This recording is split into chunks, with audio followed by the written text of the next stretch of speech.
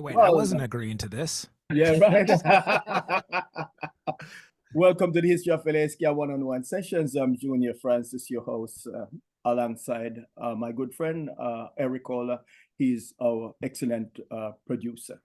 Now, this series celebrates and aims to preserve and promote the ska, rocksteady, and vintage reggae scene in Southern California and beyond through insightful conversations with legends and modern day talent, including those behind the scene. And a lot of people are working behind the scenes, so many thanks to them.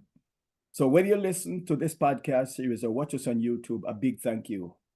And of course, we thank you for your support. And please remember to subscribe and tell everyone to tune in and find us.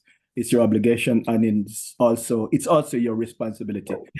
As I mentioned before, Mr. Kohler. Yes, Junior, thank you so much. Take charge. On this very special episode, one that Junior and I have been wanting to have for some time now, we present our first ever drummer roll call with three incredible musicians.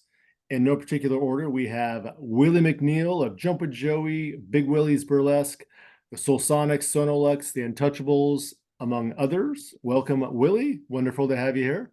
Thanks for having me, guys. Yes, we also have Korey Kingston Horn of Gogol, Bordello, the Aggrolites, Kingston 10, Rhythm Doctors, Suede Head, and again, we can go on and on. Welcome, Korey. Thank you. Thanks for having me. And last but absolutely not least, Fritz of the Steady 45s, the Illusions, English Beat, and many more as well. Welcome, Fritz. Thanks, guys. I'm happy to be here. Yes. Gentlemen, Southern California has some incredible musicians, but as a matter of fact, we might just have the greatest and rocksteady drummers here in Southern California, especially because the genre is so big. I'm not sure why it is Southern California, but I'm glad I'm in Southern California, the right place. I refer to often as the entertainment capital of the world, and you guys are here. I have the enormous opportunity to know and work with you guys over the years. So I just want to mention that. Now, you all have played and continue to play a crucial role on the scene. So honored to be talking to you. Yes. Yeah, likewise. Let's get started with, actually, we're going to kind of work backwards here. What is keeping you all the busiest now these days as far as projects, bands that you're either touring with or recording? And with that, Fritz, let's start with you. Yeah, I actually just came off of doing like a year and a half of like pretty steady touring with the English Beat. So I have been taking a little bit of time off, but it's like I'm telling you, I was touring so much. It was I had to be like, I had to make sure that I didn't get burned out or anything like that, you know, and playing the shows are great and everything like that. But so it's coming home and everything, I'm really focusing on trying to get some quality recordings out with the 45s and other projects. I'm always looking for younger guys to try to push forward, you know, because I mean, without more bands, like what's the scene? So yeah, that trying to link up with everyone, you know. Nice. Do all that. Yeah. I try my best to be a glue, you know, a glue guy, being a drummer and stuff like that. It's like, it's part of the thing. So trying to push new projects, whether it be with the 45s or I'd really love to you know, do side projects and stuff like that. It's just we're really fortunate. A lot of like Junior was saying, a lot of really great players in Southern California, Los Angeles especially. I mean, for some reason, I don't know what it is. Something like in the water. Yeah, dude, it has to be something in the water, man. No wonder it stinks all the time, you know. Yeah. But and I think also it has to do with the fact that Scatterlight drummer spent some time out here. I wouldn't be surprised. Were able to learn from him. Right. As opposed to say, if you were living in Nebraska, where he perhaps had never performed, then you would not have that first-hand experience watching the teacher of legend. And we're gonna definitely talk about the legends, since you all have actually had the opportunity and pleasure to play with legends. And Fritz, it was great seeing you at that show last Saturday night. Oh yeah, man, what a great show. Yeah, I was there too. Man, sounded amazing. Dude. Yeah, great hanging with you too. Yeah, seriously, dude. So Korey, over to you as far as right now, what's keeping you the busiest? So right now I'm pretty much full time with Gogol Bordello.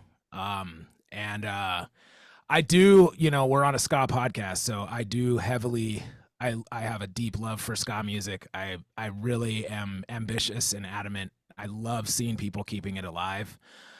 So I also am trying to keep it alive with my own band called Shuffle and Bang. That's a band I have with my dad, is the singer.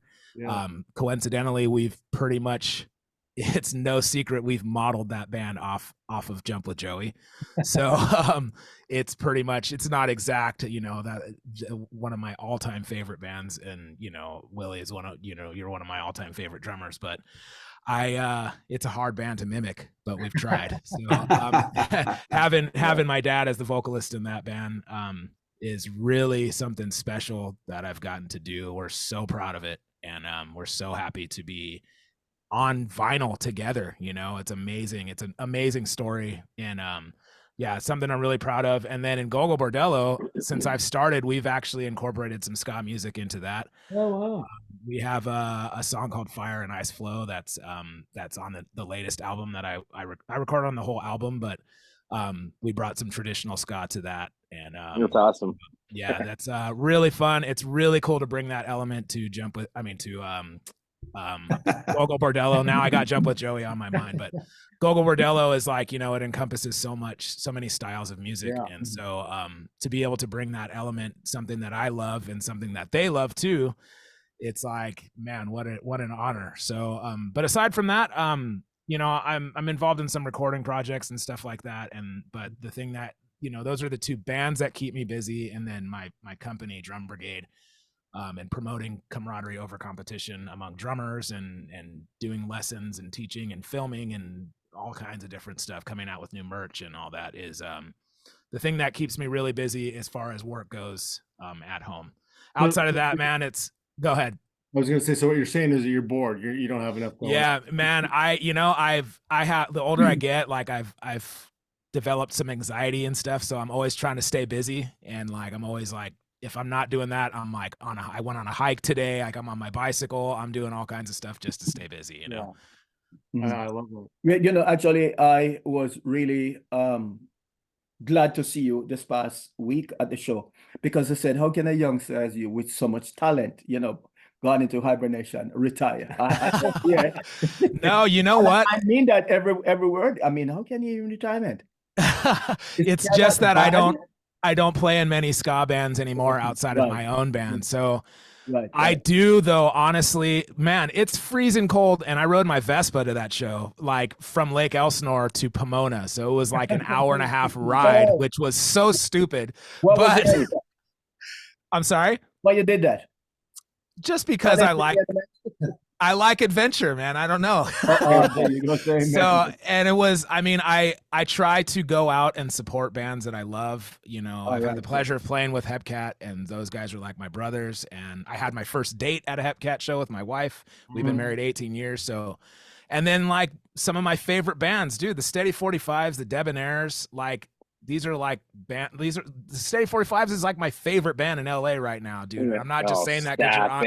I'm not saying that because you're on the line, dude. I'm just saying that for real, because I love people who play ska music and reggae music authentically. And so I'm like, I'm going to that show, man. I'm gonna ride my Vespa and I'm gonna make a night of it. I'm gonna put my docs on, and yeah, even if I'm not playing, you know, and I actually I love that I can go to a show and I don't have to worry about where my sticks are, where my drums are, who has my cymbals. Like I could just go and watch, you know, and appreciate and admire. So absolutely.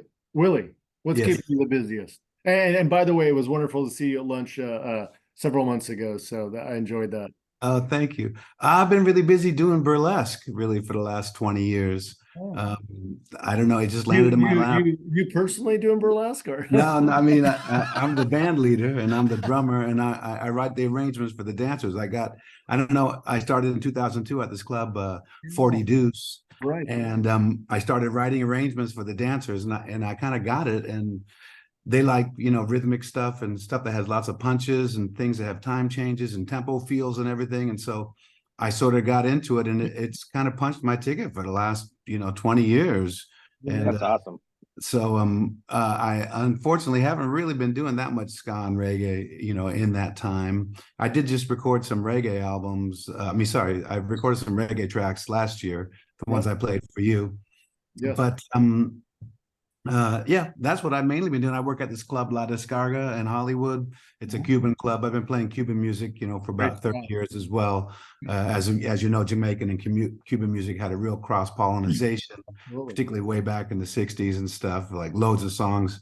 Rock Fort Rock is actually El Cumanchero, they got two different names, Peanut Vendor. Right. Yeah, and Manicero is, whatever. And so I've been playing at this Cuban club since 2010, La Descarga in Hollywood, and kind of like I'm the old guy there now. So, so mainly, doing this Cuban club, working with the dancers, and then I've been fortunate to go to this festival in Japan, the Fuji Rock Festival, every year, except for during the pandemic years. But I've been playing there since 2004, so this would be like 20 years of playing that festival. Yeah. I think I watched the YouTube video of you with Jump with Joey about 1 million times of Fuji Rock. Yeah, that was, I think, 2017. That was our reunion. Yeah.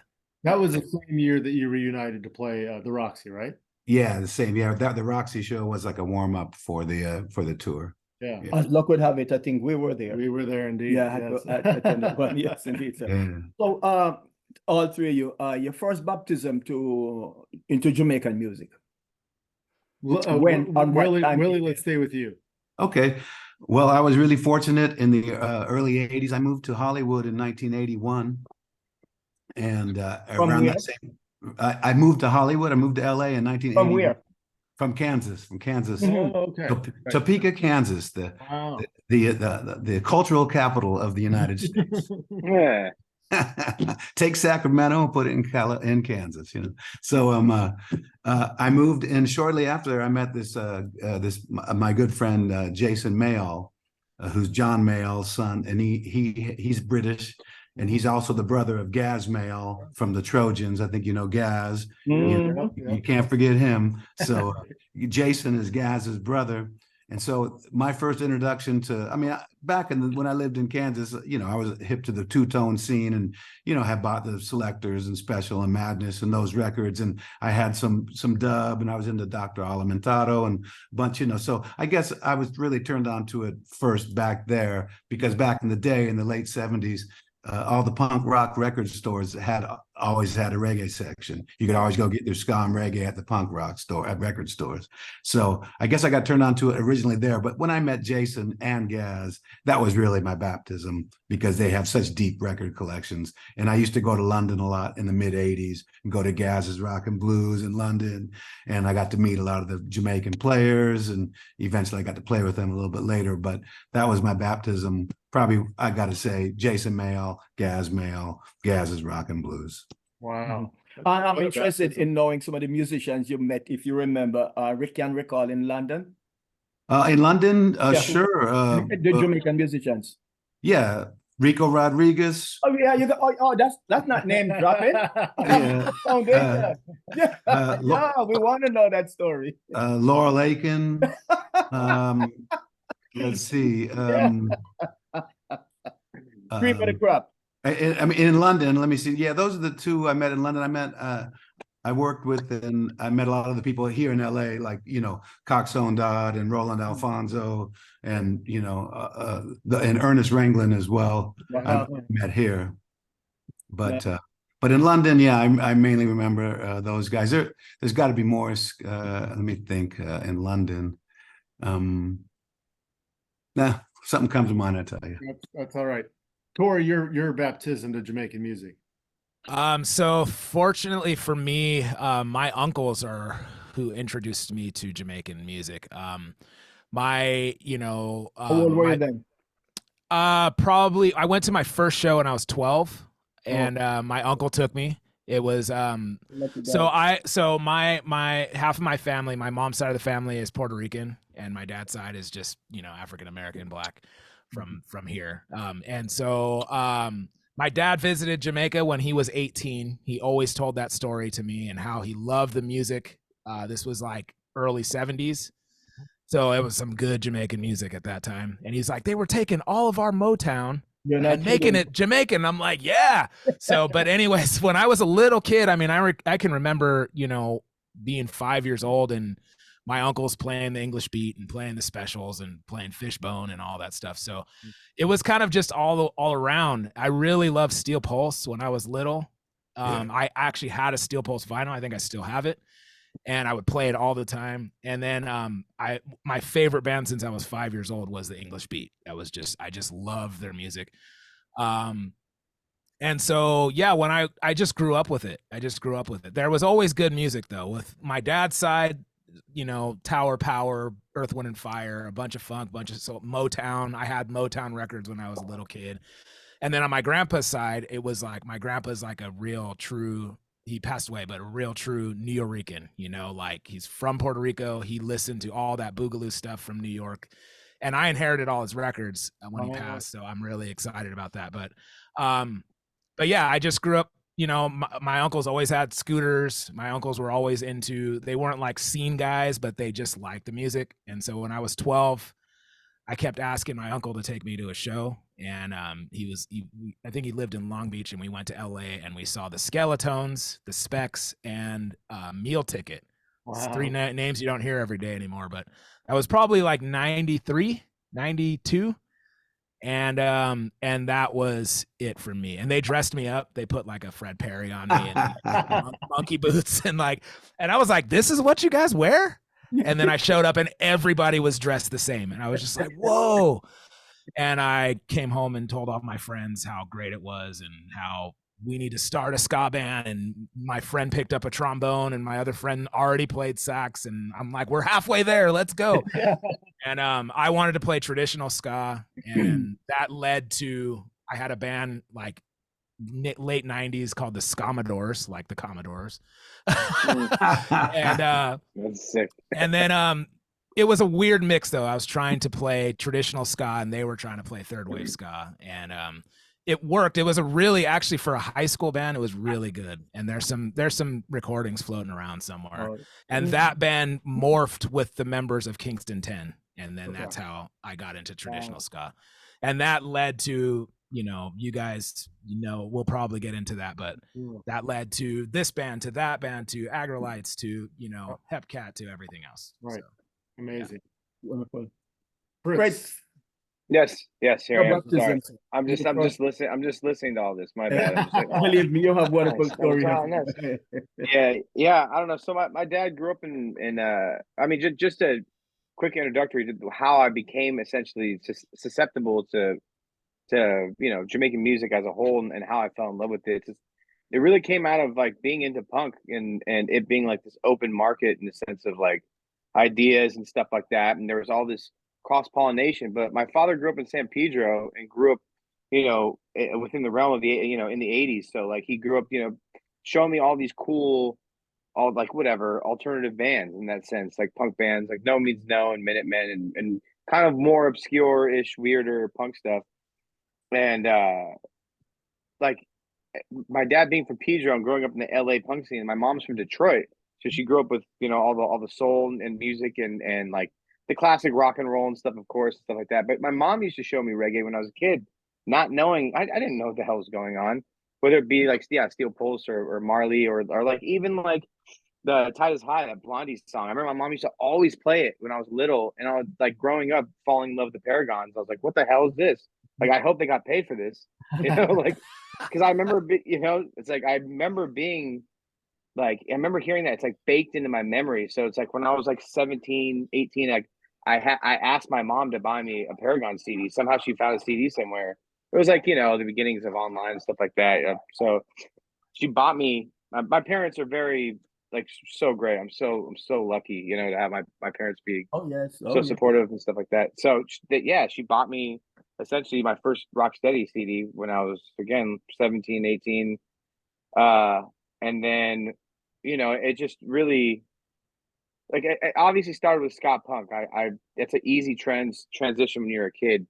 But really, like, when I first heard the Scotalites, coming across the Scotalites, because it was like, at that time, it was file sharing. You know, you can go on SoulSeek and you could rip stuff, but you could search directly. So if you find someone you like, you can go directly into their dedicated folder for it, and you look up all the stuff they have stored. So it's like, oh, this guy's got I heard this Skylight song. You know, it's like I can go in here and find all the records available within that realm, you know. And so it's like when you're at that age, you have no money, you know. It's like you're like essentially just some little punk kid. Like I was already playing shows. Like I've been playing shows and trying to tour since I was like 15, 16. So it's like little obviously terrible tours, you know. But I tried.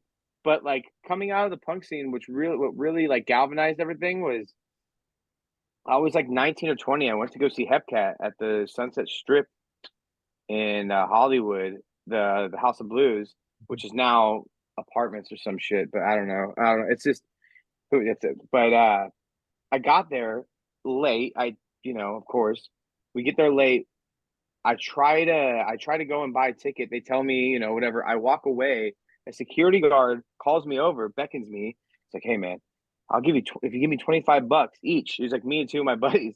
I'll walk you through the kitchen. I'll sneak you in. I'm like, hell yeah, because it's like someone had given me this push and shove when I was like really young, like 12 or 13. When I have an older brother who's like a gangster and shit, so he's not into that thing. But his friends were, into punk and reggae and ska. And someone gave me a Hepcat CD when I was 12, and I was a snobby punk kid. I didn't understand it yet. And then like when I slowly, got older, a little bit older, I like rediscovered it in a sense. And like, I was like, I have to see Hepcat.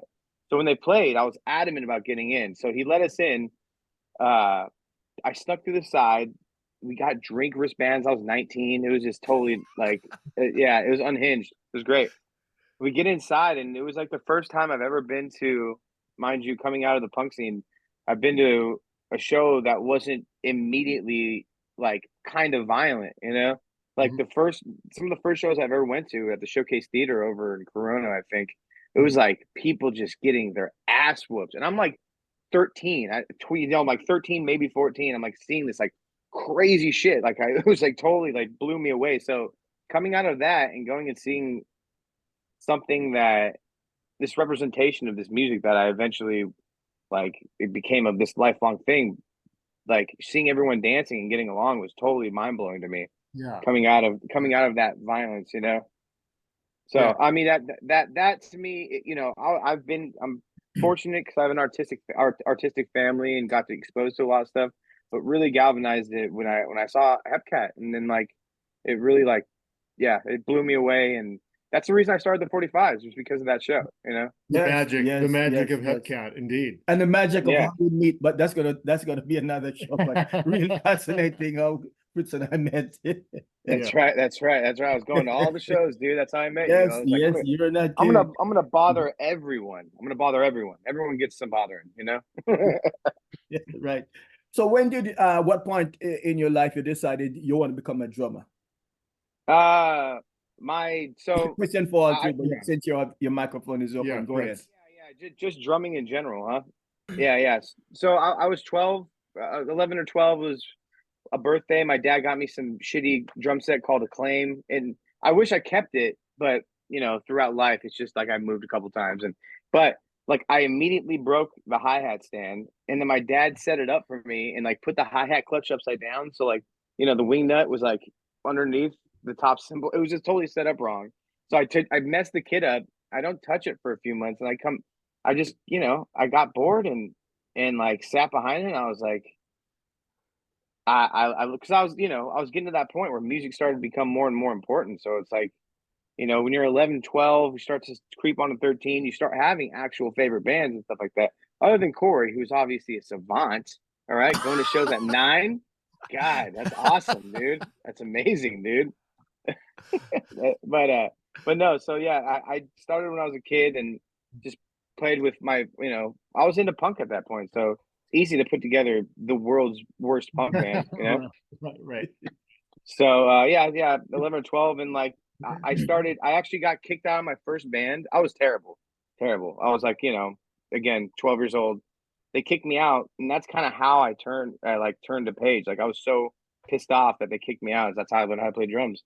Out of spite, dude. I just took the hatred and then I was listening to Minor Threat every day and trying to practice that. I mean, I feel like my stamina is pretty good because of the punk thing. Sorry about that. I'm on a phone. I'm sure. Embarrassing. Korey. Same question. it's kind of an interesting story that my dad always tells. So I don't feel like I ever learned to officially play drums until much later in life, but I didn't ever choose to play drums, if that makes sense. So the story that my dad always tells is when my mom was pregnant with me, they thought I was stillborn, and they thought I was not, like they were just going to miscarry, because they're like, you did not move at all. And for like weeks, they're like, you just chilled, you didn't move at all. And then they went to a club. Back then it was a disco. They went to the disco, and my mom walked by the speaker, and she said her stomach looked like Alien, the Alien movie. Where I was just moving. They're like, you were drumming in the womb. Like we knew you were going to be musical in the womb. So when I was born, you know, I never really thought, hey, I should play drums. It was just something that I always did. Like my dad was in a band when I was, you know, a baby. And you were around it, right? Yeah, and so I didn't even know my dad was in the band. Like I was just looking at the drummer the entire time. Like I was studying and watching him. I'm talking like 1-2 years old. And they would rehearse at the house, and they had the drums at the house, and my dad would go to work, and I would be like trying everything in my power to get in and mess with the drums. And my mom was like, no, those aren't a toy, no. And I just could not, I was drawn to them, you know? And so one day she lowered them, and my dad came home from work that day, and she's like, I got to show you this. And I was 3 years old, and we put on Truly by Lionel Richie on vinyl, and I was playing to it. And they were just like, he's like, who showed him? Why are you touching the drums? Like how? And she's like, I don't know. And so that's how it's always been for me, where I've never really officially decided to play the drums. It's something that I always tell all my students. Yeah, it's something that I tell all of my students, that when I play the drums, it's a feeling that has to come out of me. And if it doesn't, there's a void in my life. Something's missing. And so it has to come out. There was a time when I was from like maybe 6 to 10 where I didn't have a drum set, and something was wrong. And it wasn't until I sold my bicycle, which is something else I love almost as much as drums, sold my bicycle to get a drum set. And then it was like, I'm back. Yeah. And then later in life, when I started getting more like, actually, to be honest, after the Aggrolites is when I started getting more serious about drums. I was in high school jazz band, so I had to kind of learn how to read by then. After the Aggrolites, you were awesome. But after the Aggrolites is when I really got serious about learning drums and being able to teach the drums. I was like, man, I listened to those records since I was a child, dude. Yeah, and I don't want to say that like I didn't know how to play, but I was I just got more serious so that I could teach drums. I could teach people how to read drums, and I understand. Yeah. Those technicalities. So that's when I kind of feel like I made the decision to like really play drums and pick up proper gigs and stuff like that. Okay. Don't discount that stuff. All right, you're awesome, dude. All right, all right, the hell. Camaraderie. Who cares? Yeah, exactly. Who cares what people say, Korey? Right? Willie. Yeah, Willie. All right. Yes, well, I'm a product of the public school band system. Wow. I started playing. My brother got a snare drum. I guess back in the day, used to start a school and band in 4th grade. So I think you're how old are you? They're 9 or something like that in 4th grade. Mm-hmm. And so my brother got a drum, but he only did it for a year. He was 4 years older than I. So I took it. So I guess around 5-6 years old, I started playing a snare drum. And then I started playing in school in 4th grade. I played it all through, my senior year. Learned how to read music starting in 4th grade, and also play some piano. And then my dad gave me a drum set for my 15th birthday, so I started playing the kit at 15. Started playing in clubs and stuff when I was 16. Wow. Okay. 16. Yeah. 16, I was still riding donkey. No instrument to learn to play music. But I mean, I did have a transistor radio, so I was a step up above most of the other kids. Yeah. By then I had my own transistor radio, so I heard all the ska that were played on the radio. And R&B too. Mm-hmm. And I'm still waiting to learn an instrument, so Yeah. maybe I'll pick up the drums. Yeah. It's never too late. It's never too late.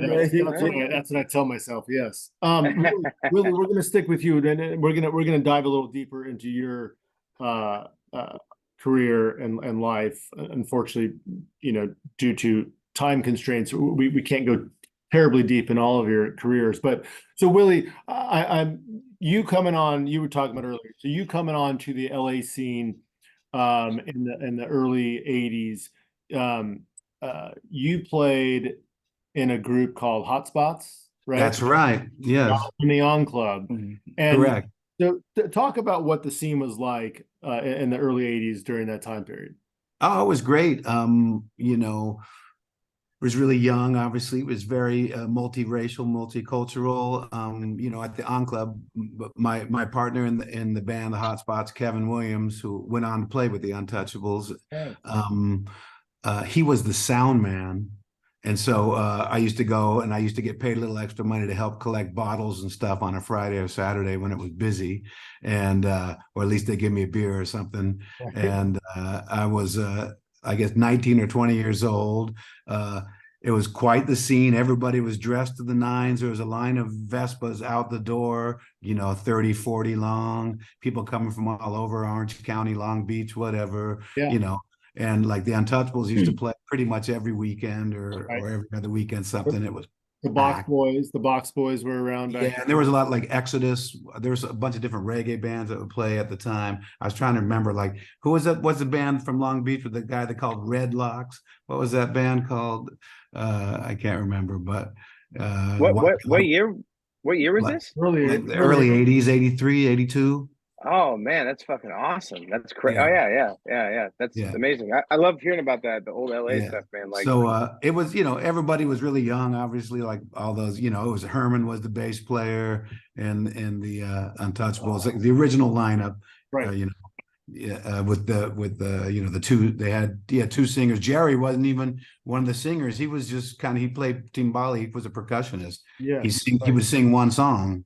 Right. Because they had Chuck and this other guy was a singer or the lead singer. So it was a scene, I mean, it was like, you got to think this is back in like the early 80s, obviously way before cell phone, way before the internet, and they had videos, and the owner or the booker was this English guy, Howard Parr. Yeah. And so we know Howard, right? I remember it was a big deal because he was able to get videos because that was a new sort of thing, music videos. And so I remember seeing like the Madness video and like whatever, and it was like really cool because that was a new thing, Right, yeah. I mean, MTV was probably only like 2 years old or something then. Yeah. And so then you went on to play and record a bit with the Untouchables.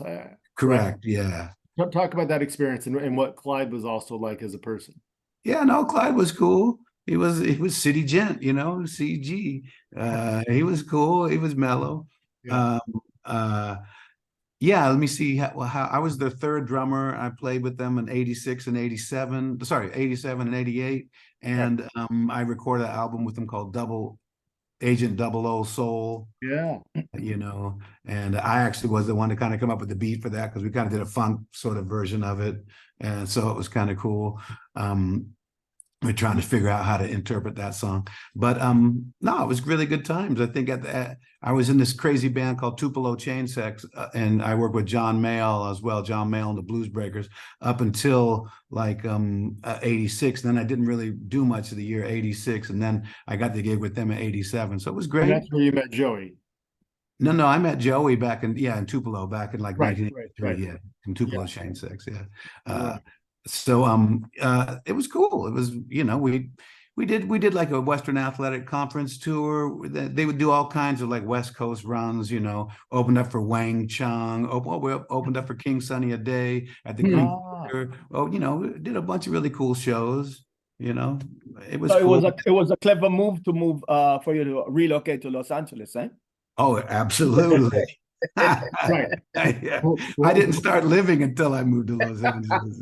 What would your music career be like, right, if you were still in Kansas? Well, you can't have a career there, because I didn't get it because I'd always tell my teachers something. Oh, I want to be a musician. They're always like, "That's not a job." That's not a job. And that's because there it isn't a job. It's like something you do like on the weekend or something. You can't make a living doing it. You know, they don't know there's a whole industry and there's publishing and all. They don't know anything about that, you know? Yeah. Yes, sir. So Willie, we continue. Your microphone is open. Tell us about meeting Joey Altruda. How did that happen? And the formation of Jump with Joey. Yeah. Well, I met Joe. We were in this band, this really crazy band called Tupelo Chain Sex. It was like a psychobilly band that mixed like elements of like jazz and dub reggae, and it had like this guy Stomach on sax and Don Sugarcane Harris on electric violin. He's pretty famous electric violinist. So I met him in like 1982 or 83 because again, my good friend Jason Mayall, he was managing the band at the time, and they didn't have a drummer because the singer was so crazy, and he would always like drop time. He'd always like drop a bar here, drop a beat here, and like they thought, well, no drummer is able to kind of keep up with him, but I got it, so I'll always be following him. And then so that's how we met. We played in that band together for 3 or 4 years, and then I went off and kind of did my thing with the Untouchables, and I also worked with Joe Strummer I did 2 records with him in like the late 80s. His solo project, Joe Strummer and the Latino Rockabilly War. And then after that, I was living in London, and I came back to Cali, and that's when Joe and I hooked up again, because a good friend of ours, Mario Melendez, had this club King, and so we put together Jump with Joey to do every Wednesday night. So Joe approached me to put the band together, and I co-led the band with him, and it was a really good partnership. He was a really good musical director. He brought all the charts in. He selected all the tunes. He directed the band. He counted all the tunes off, and I did all the business. You know, I booked all the gigs and paid everybody. Opened up a checking account. So Jump with Joey was formed in what year now, roughly? It was July of '89. Okay. Wow. And Junior and I were talking about this earlier before we started this session. So around that time, though, Willie, on the ska scene, there really weren't on the traditional side, right? Right. You had bands like Fishbone and Untouchables, and you had Donkey Show, and you had even No Doubt started forming around then. But like on the traditional ska side, there really wasn't. No, I don't think so. I think we're probably the first one, and we definitely were the first band to mix, Cuban music and Jamaican music together. Right. Yes. Then that's exactly. Thank you for validating what Junior and I were thinking. That's incredible. I mean, and you were really an architect to that sound, right? Which you talk about, throughout the '90s and the traditional ska, scene and that whole boom. But yeah. Just incredible. You and Joey, what a combination. Trendsetters. Yeah, because when the band started, it was a mixture. We were playing like half ska and half like jump blues, like Louis Jordan, kind of swing, like, because the swing scene came really right at the same time in the '90s, I'm saying. And so we started out doing that, and then we just morphed it mainly into the root ska thing, and then we kind of morphed it into the mixture. Was that before or after meeting with Roland and Mr. Dad, meaning Cox and Dad, Roland Alfano? That was later, right? Joey was responsible. I got to say, Joe was always really into hooking up with older musicians, and courting friendship with them, and then collaborating with them. So it was Joey who approached, I think, Roland, because he was living in New York at the time. Both Coxon and Roland lived in New York and Brooklyn. And he approached them to perform on our second record, Generations United. And then we were fortunate to have Coxon come out and help co-produce our third record, which would be what was it? Swing and Ska Goes South of the Border? No, that's the fourth. Generations United. No, Generations was the second. The third one was I can't even think of it. Hold on, let's see. And while we fill the gap, as luck would have it, I used to run across those two, Roland and Coxon. Yeah, and I feel Ska Ba. No, Ska Ba was the first one. Strictly for You, Volume 2. Strictly for You, that's right. Strictly for You. And I got to say, I can feel proud that after one of the Latin tracks that we played at the recording session when Coxon was there, when we came into the sound booth, and Coxon looked at me and he said, you're Lloyd Nibs plus. And I said, okay, I'll take that from you. Well, Wow. yeah. And I did a session. Well, I did a session with this French label once that they hired Lloyd Nib to play drums on. Wow. And and they wanted him to play this track that was in 5/4. I don't know. Most people probably don't know what 5/4 is. All the musicians do, but it's a different. It's not most songs are in 4/4 time. This is in 5/4 time, like take 5 the song, and so. And Lloyd, he couldn't do it. He couldn't play in 5. He couldn't play like this funky ska beat in 5. So I had to do it. He was like, man, you come over and do it. I'm like, okay, all right, I'll do it. It's so great. Yes, Wow. so in addition to those two that we mentioned, you also met Rico Rodriguez, Yes. right? The Wrangling. first and last name, Ernest Wrangling, Laurie Lakins. Uh-huh. Tell us about working with those, huh? Ernest, I got to say, I recorded a couple records with Ernest as well in association with Joey. Thank you, Joey. And he was so good. He's such a great jazz musician. He was so musical, and such a gentleman. Such a great guy. I mean, they all were such gentlemen. Rico was a little more aloof, but he was really cool. Laura Lake, and I mean, I think Ernest probably one of my favorites. I did meet Lloyd Nib and Lloyd Brevitt as well. But Laura Lakin was funny because I was on tour in Japan because we toured off those records because those Jump with Joey records were released in Japan only until they were re-released here. And so they were kind of used to really be like collector's item back in the day. And Laura Lakin was there on a tour with us, and he saw the band do a sound check, and he came up and he goes, man, I want a band like that. Because, we had the 3-piece horns and really good, we were a super tight band, and it was really ranged well. And the horns were tight. Everything was tight. Everybody could play. It was like basically like a jazz band playing ska, because we had a real jazz sensibility about the ska. Indeed. Yes. Certainly did. Sadly and tragically, of all the names we mentioned so far, the only person who is above ground now is Ernest Wrangling. Everyone else has become I know. Ancestor. Wrangling recently turned, was it 90? Yeah, and he did some recording last year. Wow. Dean Fraser, him and Dean Fraser. Right. Right. 90. Yeah. Yeah. Wow. Yeah, no, I don't know. I hope Ernest is doing well. I wish you well, Ernest. I hope you're well. You were. That's what I'm saying. Last year, 2023, he did some recording. Yeah. Oh, cool. Yes. That's great. He's still coming. Very cool. And Willie, we're going to come back to you in a little bit later. Korey. Yes, sir. Korey, you had mentioned Kingston 10. So that was one of your earliest groups. To talk about some of the original members in Kingston 10 and some of the highlights of working with that band.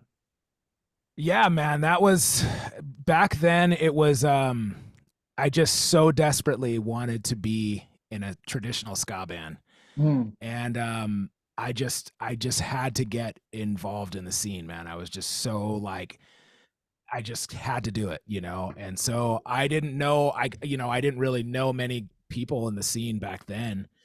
I would go to a lot of shows, and then I just started getting to know guys. I think I met Spanky, and and then my band was kind of rocky, and their band was kind of rocky. I think they needed another drummer who could play traditional ska, and so we just kind of, I don't know, they just hit me up like, hey, would you want to just jam with us? And so I drove up to San Clemente and did it. We just played, and it was like it was just fun. It was just like a bunch of guys that were friends, and then like we kind of went through some members. Like my ex-wife was in the band, and the sax player Jeff, who's still one of my best friends, his ex-wife was the singer too. So we had 2 female singers, and it wasn't exactly like my vision. It was just, I was just happy to play in a ska band. Yeah. And so we did rocksteady as well, right? Yeah, we did some rocksteady, and then so that we only had like really we got opening slot or direct support on a lot of different shows for a lot of our favorite bands, and that was it. We just wanted to get into shows for free, and then the Queen And that's what I was gonna say, and that led to our big opportunity, our big moment of backing Phyllis Dillon. Yes. And that was, I mean, again, we were young kids, you know, in our early 20s, and totally just there to be in the scene. You know what I mean? Like, I would play in these 10 hole Doc Martens and just stupid stuff just to be like cool, you know. And anyways, though, I think we tried our best when we did the Phyllis Dillon gig, which was late September of 2001, and it was Yeah, almost, the year we had it almost didn't happen canceled because as a result of 9/11. September 11th. Yeah. Oh yeah, I didn't even think about that. Sorry, that's legendary. Yeah. I did not even think about that. Yeah. Yes, she barely made it into California. The story goes, I called because she lived in New York. I called Phyllis afterwards, after, you know, the horrible tragedies of September 11th, and I said, Phyllis, I know you hated flying, so let's postpone the show.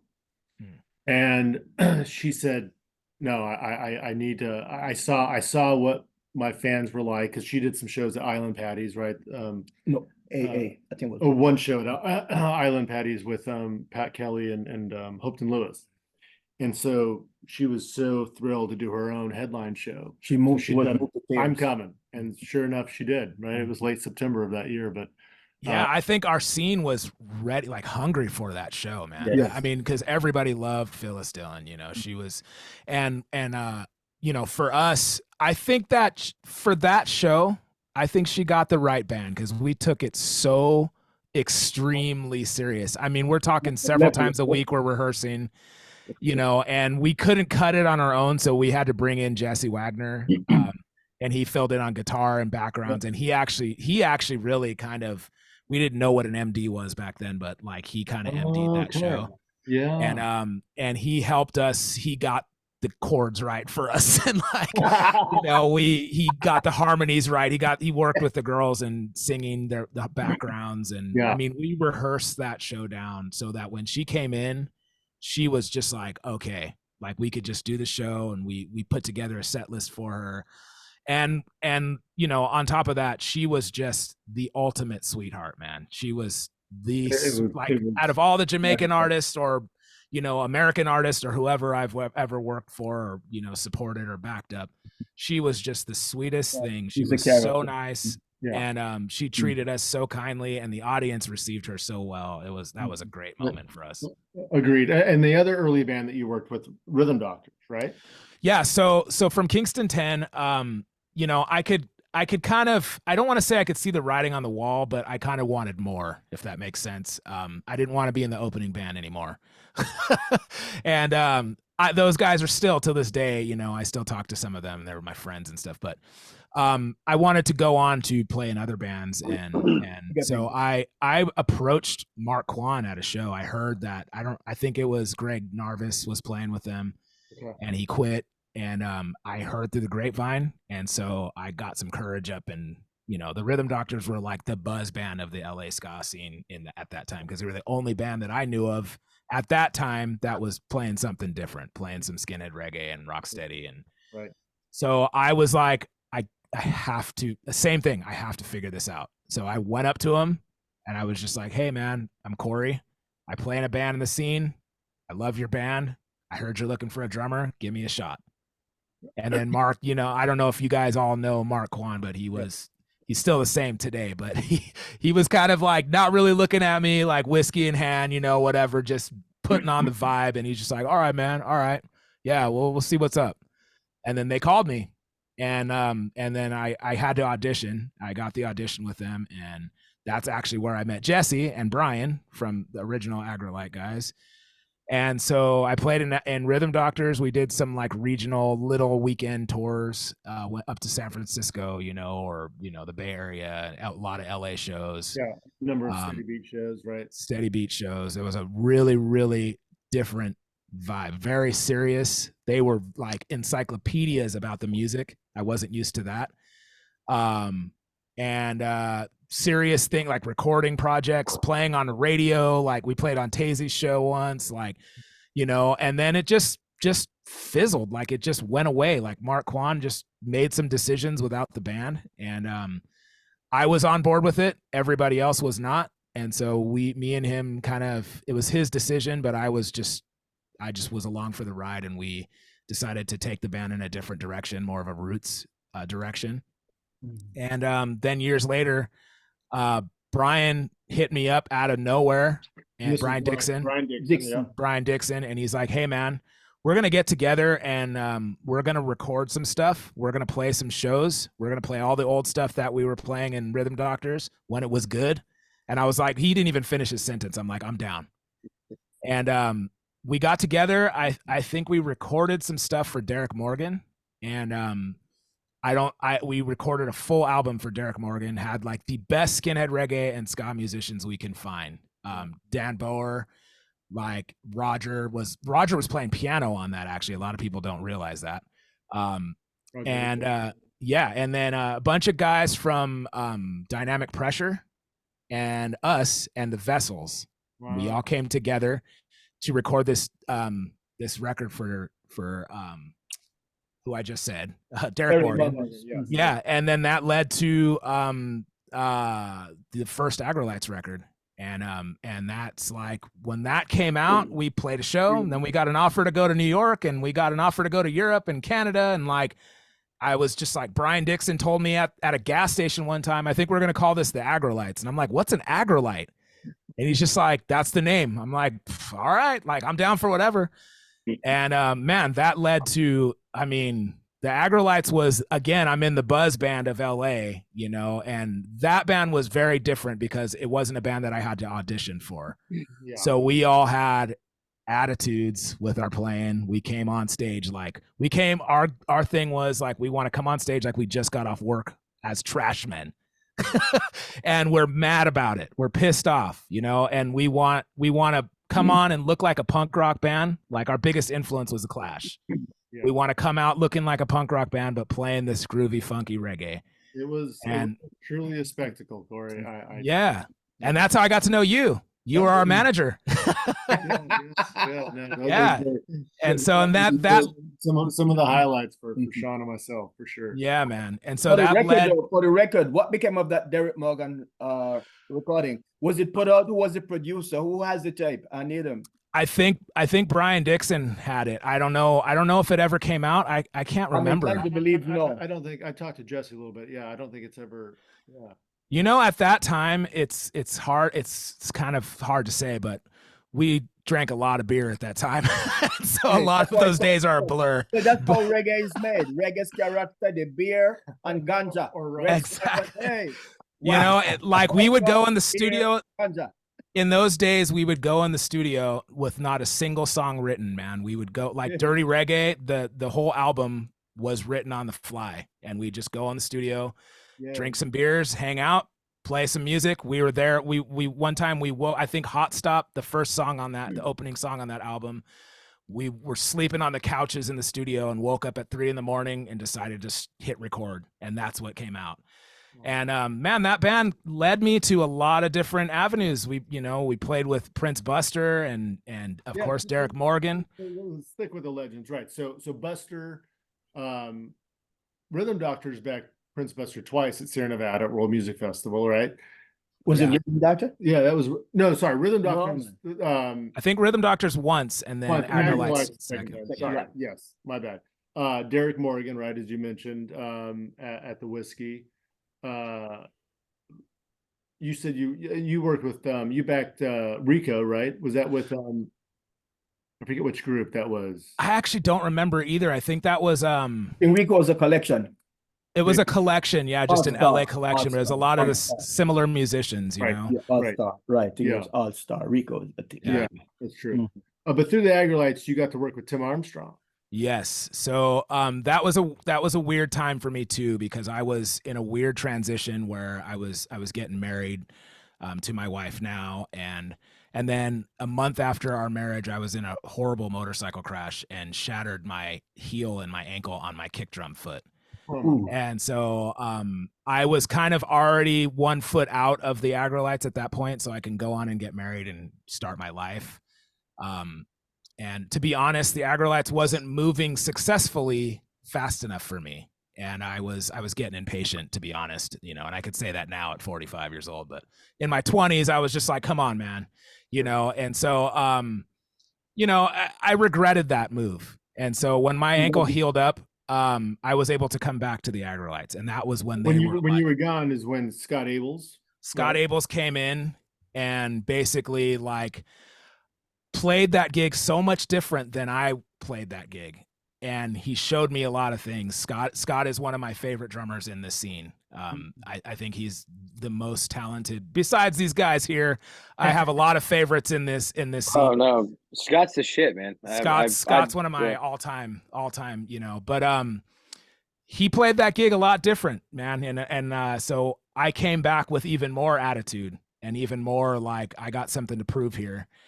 And I have metal in my foot, so now I have pain and I have, you know, angst and all this stuff that's coming out of me. So I came in after they recorded that Red album, the self-titled album, and that was in the midst of Tim Armstrong. And so I came in and recorded a few of the tunes, not all of the tunes. Scotty's on a lot of those tunes. And that's A Poet's Life. A Poet's Life, yeah. And I did some of the Tim Time Bomb stuff too. And then I was the one, Tim only played one show for that, A Poet's Life. Yeah, Weenie Roast. And I was able to do that one. I was like so hungry then. I was ready. I was like ready to go. Let's go on tour. Let's take this thing to the moon. And I was bummed that didn't happen, but you know, and then the Aggrolites just ran its course, and my career was kind of going in a different direction. And then that led to my other stuff, Suede Head and Sharp Shock and my band. And then I was able to start touring a little bit with Hepcat after that and stuff like that. We're going to come back to you again, Korey, a bit later. Fritz, we'll talk about the formation of the Steady 45s. Yeah, so it was probably like 2012. So yeah, I graduated 2008. Yeah, so I had to be 21, 22. Again, this is after that Hepcat show. So I was going to Chris Murray combo shows like a total kid and just bothering all of them every show, like going over there and trying to tell them like, hey, you know, I play music and I'm trying to be involved in the scene, you know.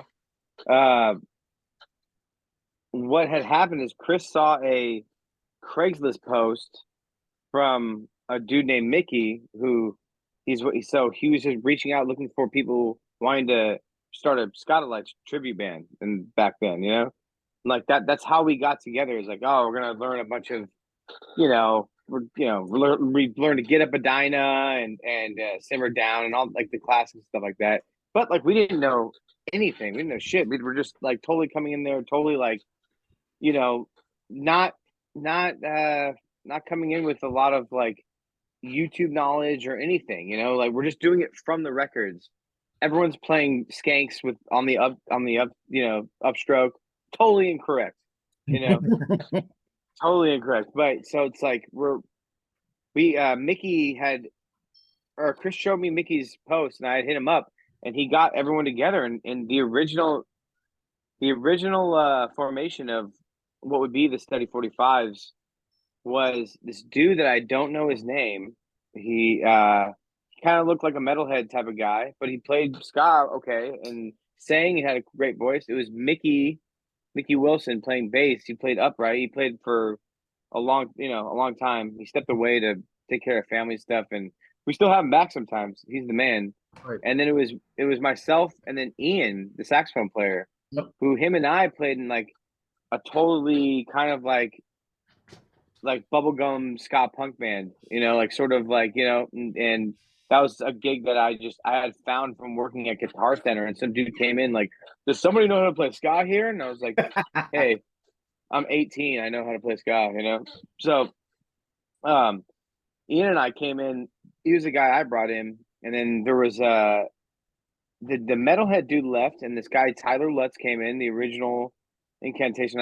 You saw that, right, Junior? You saw the original with Tyler? To be frank, I can't remember. I just remember how. Yeah. I'm talking about the very beginnings of it. This is before Joe Q came in. Yeah, took the reins. You're right. Mm-hmm. Yeah. You must have, because we were like so thirsty. So yeah, we got what instrument? Oh, guitar and singing, lead singer. This is before Joe Q. Okay. Yeah, That's right. Yeah, you had to we go have. way back before. Yeah, because I came to bother you and everybody else at all the shows with the demos that we made. I bought like just the worst like CD tower thing that had only like burnable CD slots, and we were just like burning 10 at a time, you know. And there was some sort of weird printer that Joe got. So let me, before I just real quickly. So those guys came in. Tyler had left by that time. Joe Nieves came in the fold, and Joe Nieves is just the man when it comes to like orchestrating stuff on the business sense, which I had never seen at that point.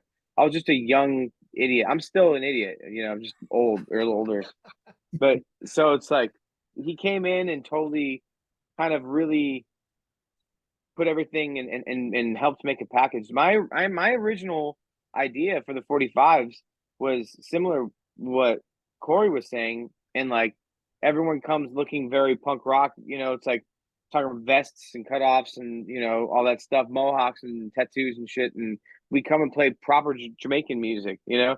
It's like we come because everyone, you know, dresses nice, which is great, and it's like part of the culture and part of our scene, you know. But it's like I was like, oh, it wouldn't it be cool if we came in as like this edgy thing, and obviously slowly it morphed into this what the 45s are now, which is yeah, definitely on the, you know, we definitely have a an edge to us, but we're still trying to, you know, pay homage and everything. But Joe came in. Joe came in to pull everything together.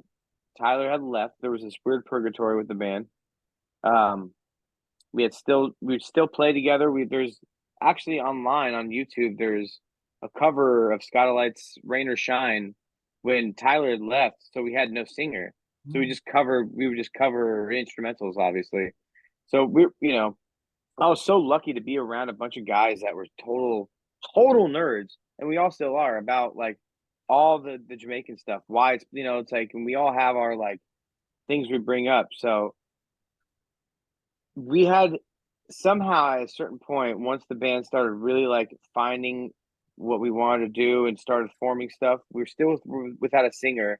We had went to some Delirium show. Deliriums are the OG. I mean, they're obviously friends of ours, but as far as the, you know, one of the bands within our class, those guys were killing it so early and so impressively. Like we were trying to emulate, you know, bands like Jump with Joey and bands like the Aggrolites and Hepcat, and I'm just like, we were so lucky to like be exposed to that type of thing, and it being like within, you know, grasping range. We were so lucky to actually be able to be exposed to that we wanted to like really make it really killer. But it's so we linked with Delirians and got into a studio in Whittier called the Steady Rock Easy Groove Factory, and it was these 3 studios off Greenleaf where we just pretty much we all said like, you know, let's do it.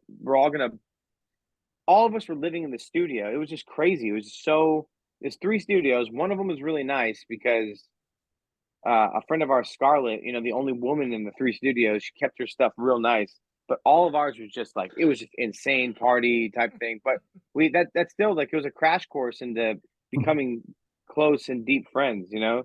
So we got together at the studio, and that's how we all like cut our teeth. Like we woke up, you know, we would go to sleep together, wake up together, eat together, you know, all that. So we were just all really close, and showing each other music was such a big deal. And like that was like the dawn of the shareable digital age. So you didn't have to really go and, even for us, burn CDs or cut tapes or anything like that to share stuff. You would just have a YouTube link and stuff like that, and or just yeah, anything along those lines. So it was such an interesting time because we're all so raw and showing each other this stuff. So the developmental stages of the 45s really came because we were all pretty much living together with a couple of the guys in Deliriums throughout time. Guys came and went at the studio in Whittier. So we were just telling you, man, like recording. I'd be recording with Joe Q. It really, a pivotal part was Joe Quinones. Him and I would get together all the time and just like the whole first 45s record, that Greenleaf special. it's all just him and I at the studio, and the guys came in and like laid down stuff after. But it was him and I laying down rhythms, and I was like, these were supposed to be demos. At first we were like, we're not going to release any of this stuff. There were demos that we were going to present to the guys, and we presented to them, and they would be like, "Oh, I have a part for this."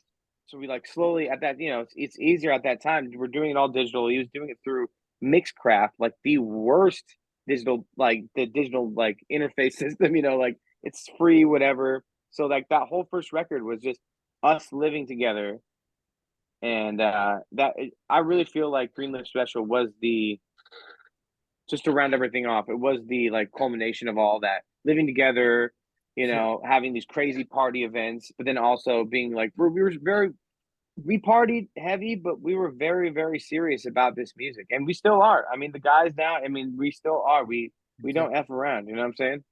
I think we met before that though. We met. Yeah. We met like in the very, like a year or two. We I was doing Melodian show in Pasadena. This is fascinating. Yeah. Me have told this story a couple of times. And so the manager for the Melodians told me that they needed backline and drums, and they needed keyboards, and I'd completely forgotten.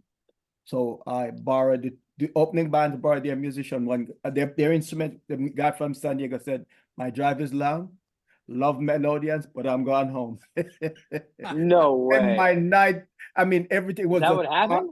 I couldn't function. So I remember I met these guys outside, say the steady 45. They saved it. Oh, I said, "You can play Jamaican music?" Say, "Yeah, we play Jamaican music." So I went back outside. I said, "We needed drums," and they took off running. There we go. Yeah. I went their drums, saved the night, and the rest is. I grew up in Monrovia, right by Pasadena. I grew up in Monrovia, so I literally jumped on the freeway, just driving fast as hell, dude, to get my kit at my parents' house in Monrovia, loaded it up, and I brought it back. Yeah, that was a cool show.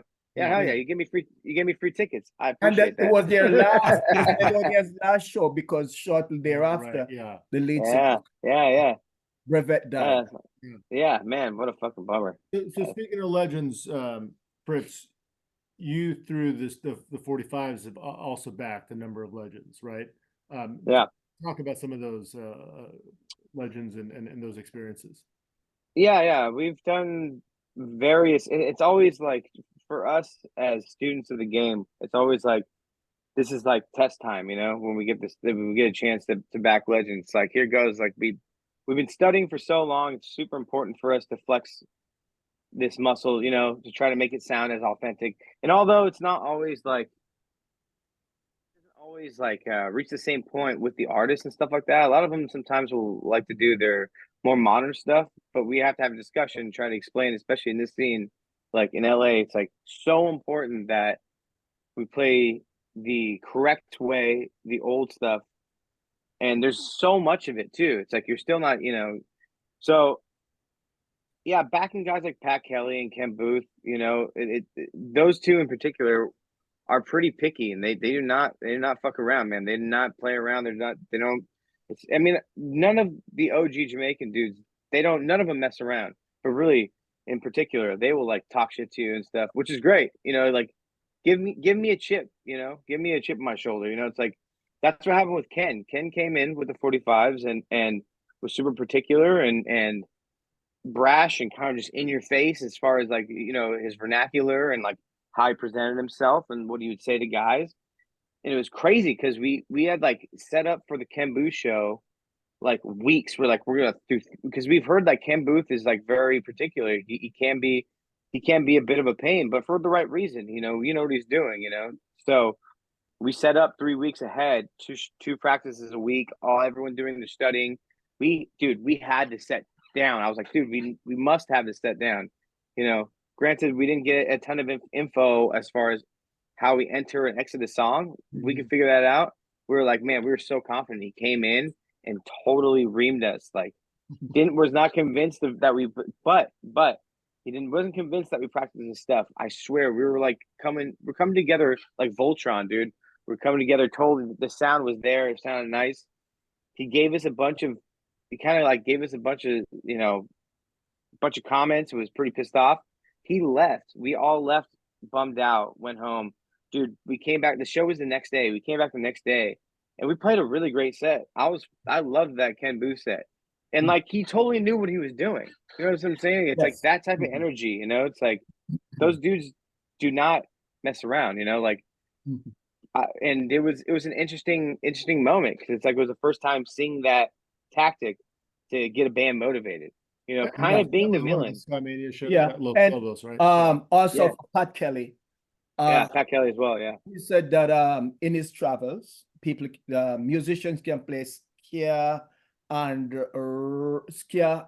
reggae, but historically, outside of Jamaica now, they always had trouble with the rocksteady because of the lot of guitar introduction, and so totally. he always ran into problem. Yeah, So he yeah. attitude. You know you can't do it. No, exactly. No, but that's good. He That's was good. pleased. He was pleased with the performance here in Right, Southern California. Yeah. Oh no, totally. No.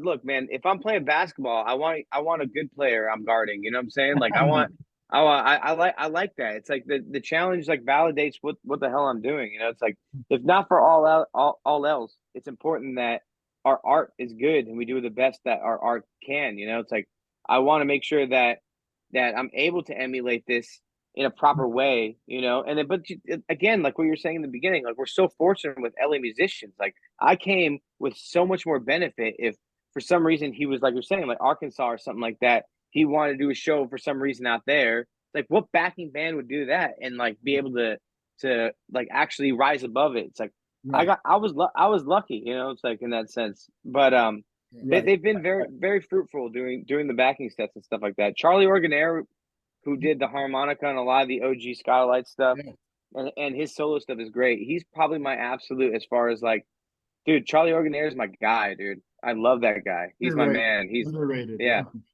yeah. He's such He's a not dude. extremely talented when it comes to solo. He just finds them. Yeah, but the thing is, like, he's a sweetheart as well. Yeah, he's like he's a great musician, but he's also like will talk to me. He was great. I love that. Like being able to like, you know, talk to someone. You know, because a lot of these singers, they like, it's just how lead guys are sometimes.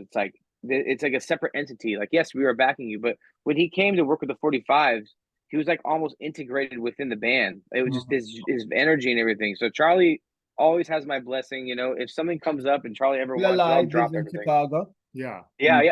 So we went through Chicago and backed him out there. He's just my guy, you know. Yeah, so underrated, man. His tunes, Royal Charlie, and all that stuff, so killer. Yeah, so killer.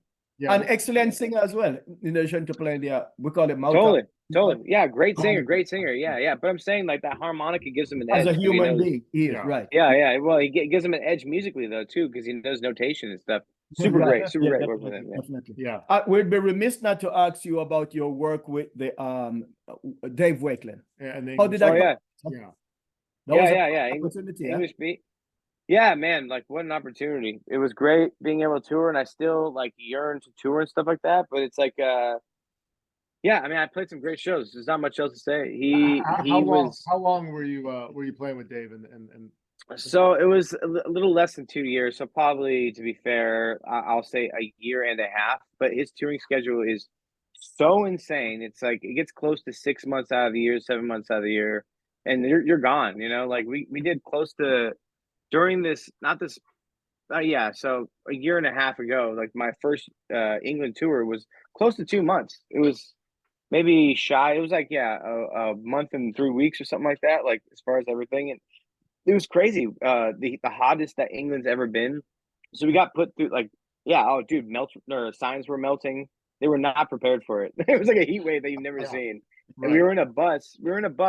Sounds cool. With no air conditioning. It was like a double decker, so all the heat rises to the top.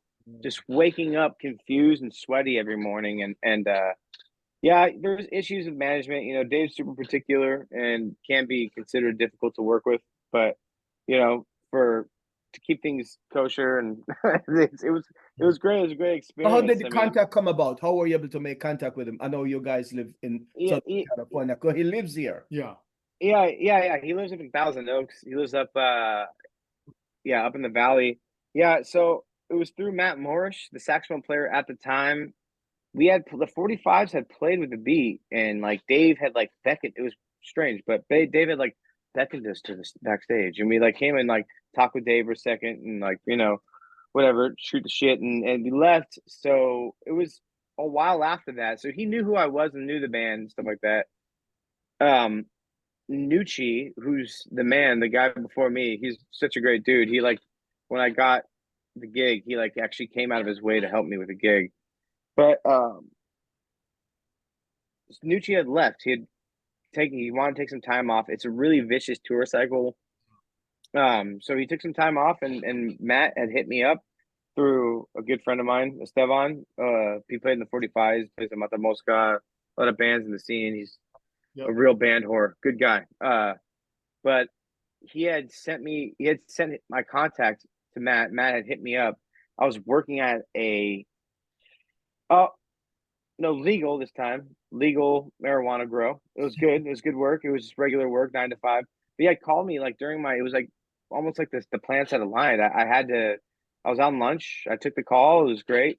And he was like, hey man, Dave can be really, really a pain in the ass to work with, but it's an honest gig. So I took it. I had to take it. This is like post-COVID and everything. I was so thirsty to get back. An opportunity. Yeah, to get back and like tour. And I've always like legit like have legit dreams of being able to tour and play shows that are these bigger stages and being able to do it full time and being able to even like things like I've always wanted to be able to take care of my family just playing music, and I was able to do that with this band. It was still difficult because I was gone a lot, and the pay was cool, but it wasn't like easy to save, I suppose. But so I had to take the risk. The girls, my kids, they know how it is. I've been touring for no money and somehow making it Sure. for a long time, so it's like being able to like make it so, my fiance didn't have to work, and there was a lot of blessings that, within doing the English beat gig. Some great gigs What too. places you played? Yeah. So we played the Greek twice. We've done a lot of crazy stuff in England. Like there's this castle, Rochester Castle in England. It's literally in a castle. It's the courtyard of a castle. We were playing with the Specials, one of the last Terry Hall shows. Wow. One of the last ones. I wanted to talk to him. I got so scared. And you could tell he's a bit shy. I know he's like a introvert. Yeah. I didn't want to come and bother the man, But it's like I saw him in backstage. I was like, oh my God, it's Terry. Hey Terry, I was like, but yeah, it was great to see him. The Specials killed it. It was such a great show, and we've done just like very, very stuff. The Roundhouse in London, England was super crazy. The Roundhouse is just this massive venue. It's the only there was some huge band that they've done one show there. We also did in Scotland that was super huge, was the only show that the Doors did. What the hell is it called? It looks like a carnival. It's this massive room in Scotland. We've done these huge like international shows, like these massive like play for 5,000 people on just a Thursday night, which is great. And there's also club shows that are like there are club shows that are like 5 to 1,000 stuff like that. But dude, like Cruel World in Pasadena, like I grew up in Monrovia, the SGV, like that's like my hometown, and we played Cruel World. Yeah, totally. And it was like, I think 15,000 people, 10,000 people. It was so many. It was an alarming amount of people, But I was lucky because the 45s had done that Keith and Tex show. You know about that, Junior, with at the Hollywood Bowl. Where I legitimately tripped when I walked out on stage in front of dude. Yeah, that was my first time playing in front of that crowd. Yeah. One of the most prestigious venues west of the Mississippi. Dude, yeah. I try my best, buddy. I try my best, So Willie, we're coming back to you. You mentioned it earlier, and we cannot just gloss over your work with Joe Strummer. Talk about I don't know if you have any Joe stories, but talk about what kind of person he was. He was a wonderful person. He was he was really bigger in England than he was here. And obviously the Clash were popular here, but there he was like really a spokesman for a generation, almost like a Bob Dylan type person in England. And when I toured with him, it was like a 10-week UK tour. And so all the shows were in, in the UK. So and what period was this again? this would have been 1988. Oh wow, okay. Yeah, 1988. It was I did a soundtrack with him he was coming to LA a lot because he was trying to break into doing music for film. Yep. And so I did a soundtrack for him called Permanent Record. It's a rock and roll soundtrack. This is kind of before I started playing jazz and Latin music. I was a rock drummer. And so I did this record, Permanent Record, and then I did his first solo album for Epic called Earthquake Weather, which came out like in '89. So I worked with him in '88 and '89. And I don't know, he was great. I learned a lot from him about pacing of a show. He was really good, really good front man, really good entertainer. Really knew how to pace a show well. I mean, he had loads of hits. That always helps. Super cool guy. We used to have us over to his house like all the time for dinner. He'd have his wife's mother or his girlfriend's mother cook for us, and it was sweet. It was like I was 26. I was living in London. I was like the American drummer, like in Joe's Boys. I was living in Ladbroke Grove, which is like the hip neighborhood, dub at the Control, going to Gaz's Rock and Blues when I wasn't out touring. So it was great. He was wonderful to work with. He was a really cool guy, special guy. Too bad we lost him so early. Yeah. I know it's so true, and I'll forever kick myself for missing his 3-night run at the Troubadour. I just, it's one of those where I said I'll catch him next time, and Don't say that, right?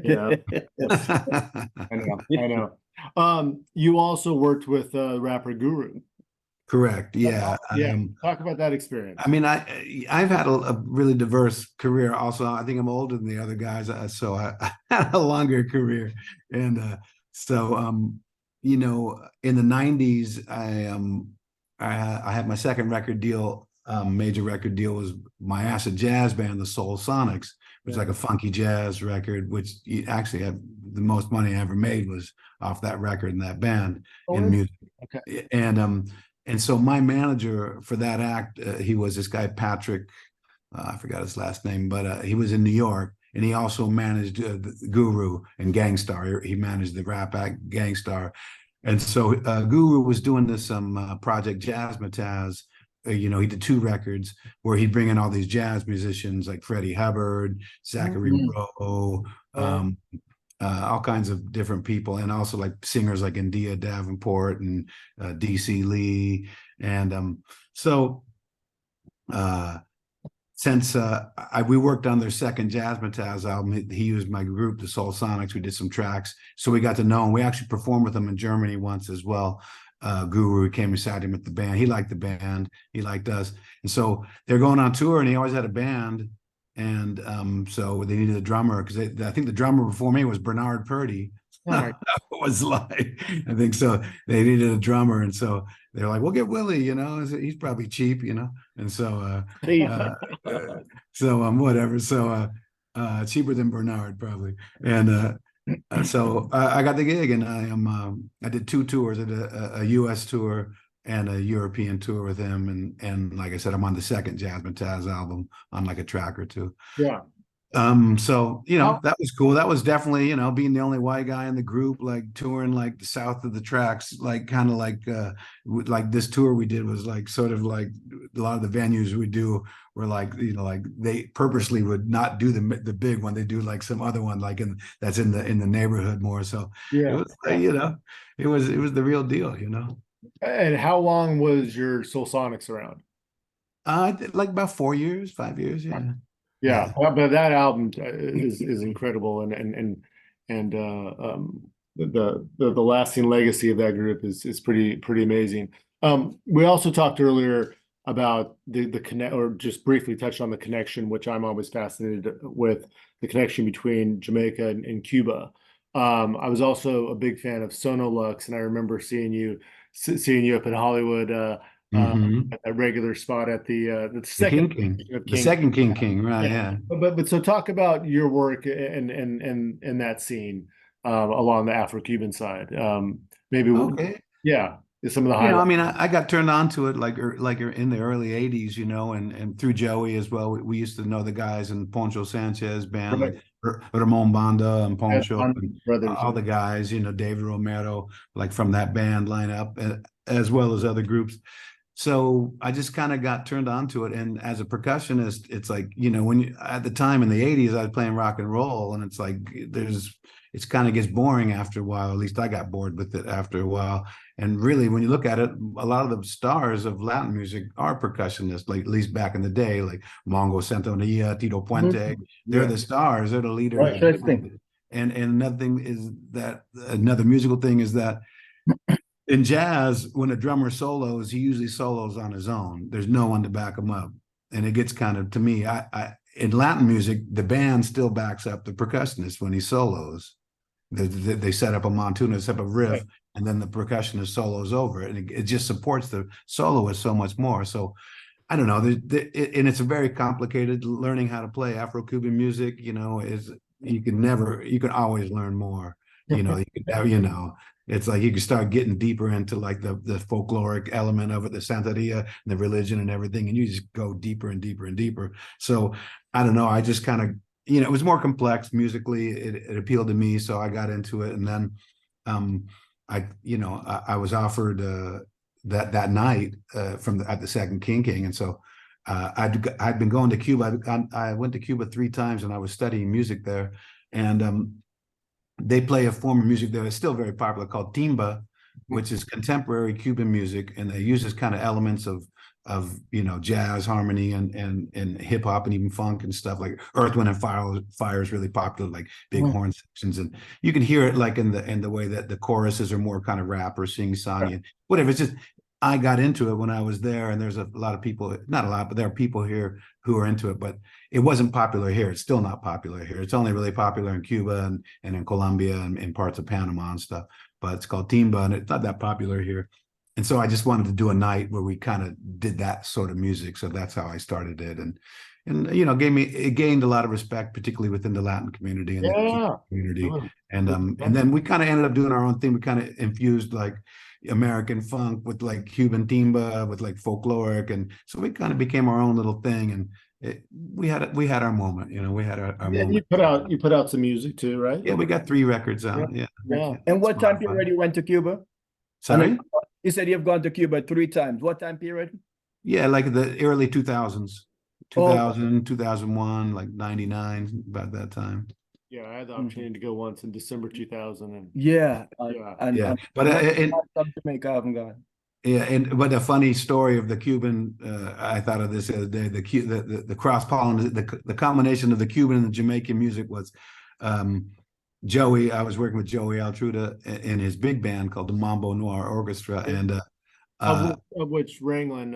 And so we did a show of which Ernest Ranglin was a special guest on, play guitar on the show, and then he had this Cuban singer who lives in Mexico City in town called El Gran Feove, and so he came and he sat in with the band too, and I ended up giving him a ride back to their hotel. And so here I am, and I ended up translating. I speak Spanish as a second language, and I kind of speak, you know, more Cubanics, more kind of a Cuban Spanish. So I'm translating for this Cuban guy and this Jamaican guy. So Jamaican English and Cuban Spanish. It was a hell of a deal, man, I tell you. I think we all needed this laugh. Oh my goodness. I would have loved to have, been part of that. It was a brain teaser for me after playing the big band all night long. I'm like, okay, I need this. Yeah, right. I'm sure. That's great. That's great. Yes, Willie. So, Korey, before you slip into unconsciousness, let's bring you back into the conversation. No, I'm loving these stories, man. It's amazing. Oh, man, you think you can go on until eternity. So, how has the Southern California scene changed over the years? From, say, the first time you played with, I think, Steady Beat in the 90s. I think you played then with Aggrolites. I may have missed 1 or 2 bands. But bring us up to speed when working with Lou with Steady Beat, and then playing Western Standard Time recently. Yeah. Right. It's sort of historicize for us. And in between playing the Blue Beat Lounge shows, right? I mean, so you've seen it, right? evolved? And I know that you're not as much in it now, but what's your take on how it's evolved and changed over time? Yeah, for me, I it's a weird thing because like I mentioned before, I truly deeply love the music, and I I just love seeing new bands pop up that are doing it correctly, and keeping the music alive. Going to that to the Hepcat show a few weeks ago, and seeing a sold out crowd in Pomona. Mm-hmm. And people still enjoying this music like I did when I was 14 years old is something special. For me though, it's changed a little bit for one reason. I moved to San Diego, and so I rarely went up to LA for a show. So San Diego scene is a lot different than Los Angeles. It's a lot more people that are into reggae, into just music, people that are it really isn't based on scene. There is people that are into the scene out here, but it's not necessarily, it's a little bit more low key. So like I can go into a show and not very many people are like, dude, that's the drummer for whatever. It's just kind of like, I'm a guy that likes this music, and I like that. But recently going back out to LA for some shows, I see a lot of old people like that are not young anymore. And they're still hanging on to that 15-year-old them, like myself. Yeah. So for me though, what has changed a little bit is kind of trying to mature musically.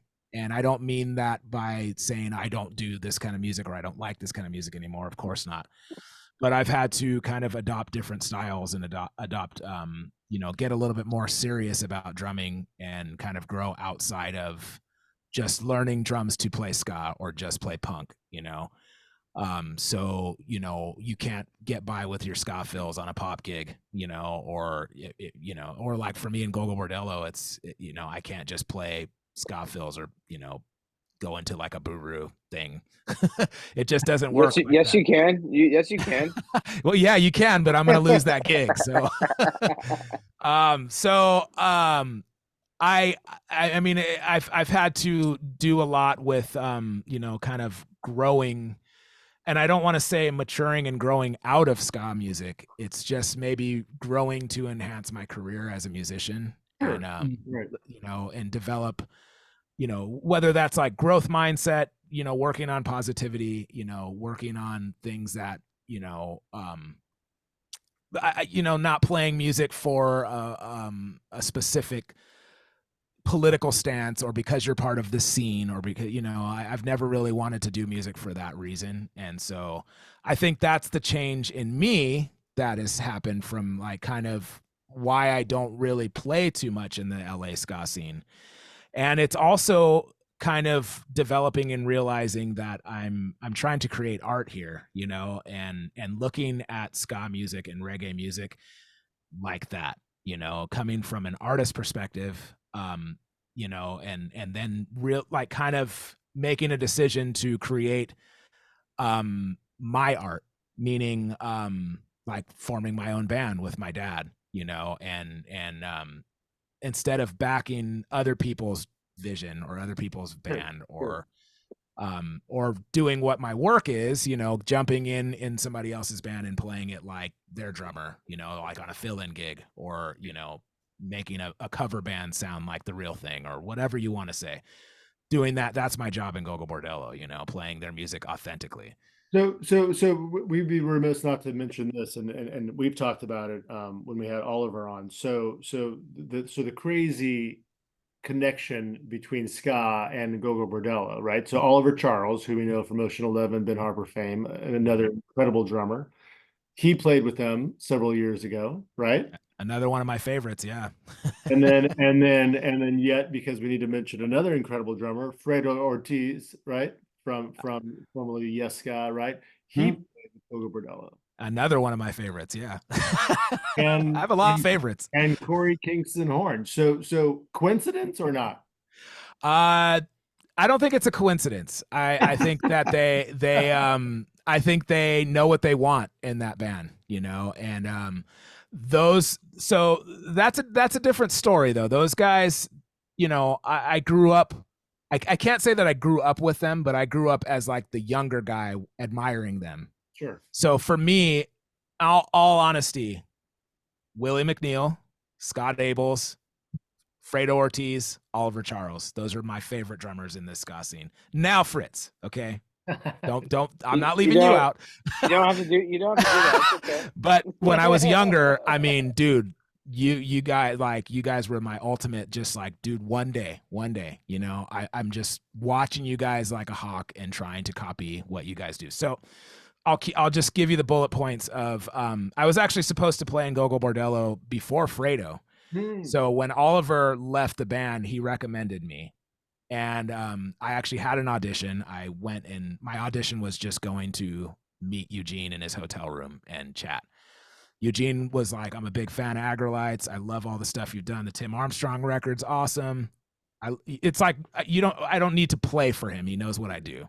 But can we vibe? That's the audition. And we did very well. And so he's like, yeah, man, we're going to start rehearsals next week. When we get back to New York, we'll hit you up. Don't worry about it.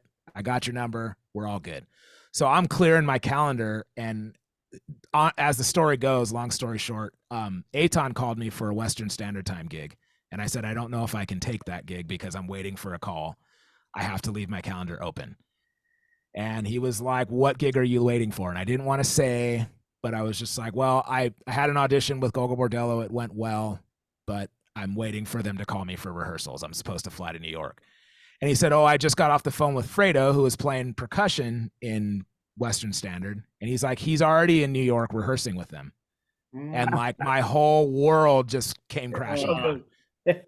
Totally depressed. Yeah. And this is like one of my, you know, I highly respect Fredo. I think he's one of the best drummers I've ever known. And he's a friend of mine. And I was like, it makes sense. He's a better fit than me at this time. He fits the band. He's the vibe. It's all good. So I was a little salty though, I'll be honest. And so he went on to do the gig for 5 years. And then when he quit, he recommended me too. So when it came time, this is like during the pandemic, you know, things are starting to open up, and Fredo texts me, bro, answer your phone. I recommended you for Gogol Bordello. And I'm just like, oh man.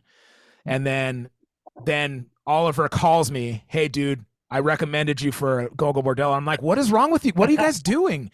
And so I was like, I wasn't interested. I was like, man, I auditioned 5 years ago. You guys said no. And I'm doing my drum brigade stuff now. Like I'm home. I don't really want to do this long extended tour. You know, I don't know what this band tours like. Like my career's moved on. I'm busy, you know. And then Eugene calls. Hey, Korey, what's up, man? Yeah, man. Sorry, it didn't work out 5 years ago. You know, we already knew Fredo. We had a relationship with him. It's an opportunity that came up. We went with him at that time. It was nothing personal. Fredo left though, and we need you. And I'm like, I'm flattered, man. I really am, but I'm not interested. And he's just like, what? And, you know, and so we went round and round for a few weeks where I said no a few times. And I was just like, yeah, I kind of was. I was That's just like, insane. I know. I was just, I wasn't at that place anymore though. You know, I moved on from that gig, and, I didn't really, you know, you got to remember we were in the pandemic, and I didn't want to go and put a mask on and be in a bubble on a tour for, you know, 3 weeks or 4 weeks. And so so we basically agreed to do a tour, and it was a US tour. We couldn't travel overseas yet. I agreed to do that. And then they always do a coming home, like New Year's run in New York. And so, I agreed to do that too for the New Year's run. And I agreed. I just was like, we'll just do these tours. We'll reassess. And then at least I can say I played with Gogol Bordello, and that will be cool. And I can come and pay homage to two of my favorite drummers. And you know, and so I did it. And like within the first week, I knew this is my gig. This is my gig. I've never, ever fit in a band more than this band. No kidding. And they encompass everything that I'm into. You know, world music, Latin music, reggae music, ska music, punk music, gypsy music, flamenco guitar, gypsy jazz, like it's all in there. And it's rough around the edges. It's super high energy. Like all the work that I did, all the years I put in with Aggrolites to develop that high energy is in that show. 2 hours. I'm going as hard as I can for 2 hours. And they let me be me, man. They let me wear my Fred Perrys, and they really are respectful for, everybody in the band is from somewhere else. So they're all respectful of your creed and your culture and your religious beliefs and your lifestyle, and everybody is respectful of each other. And it just really works. That band is one of the funnest bands that I've ever played in. One of the hardest working bands I've ever played in. Yeah. And that's my compliment. It is. And yeah. I'm very happy for you. Yeah. Very proud of you, Korey, too. Yeah. So. Thanks. Yeah. And I'm telling you, it makes sense, dude. Yeah. Fritz, I want to bring you back into the discussion now. So since you played with the Illusions, talk about the similarities and the differences between the ska scene and the Chicano soul scene. The Chicano soul scene seemed to me is really coming up now.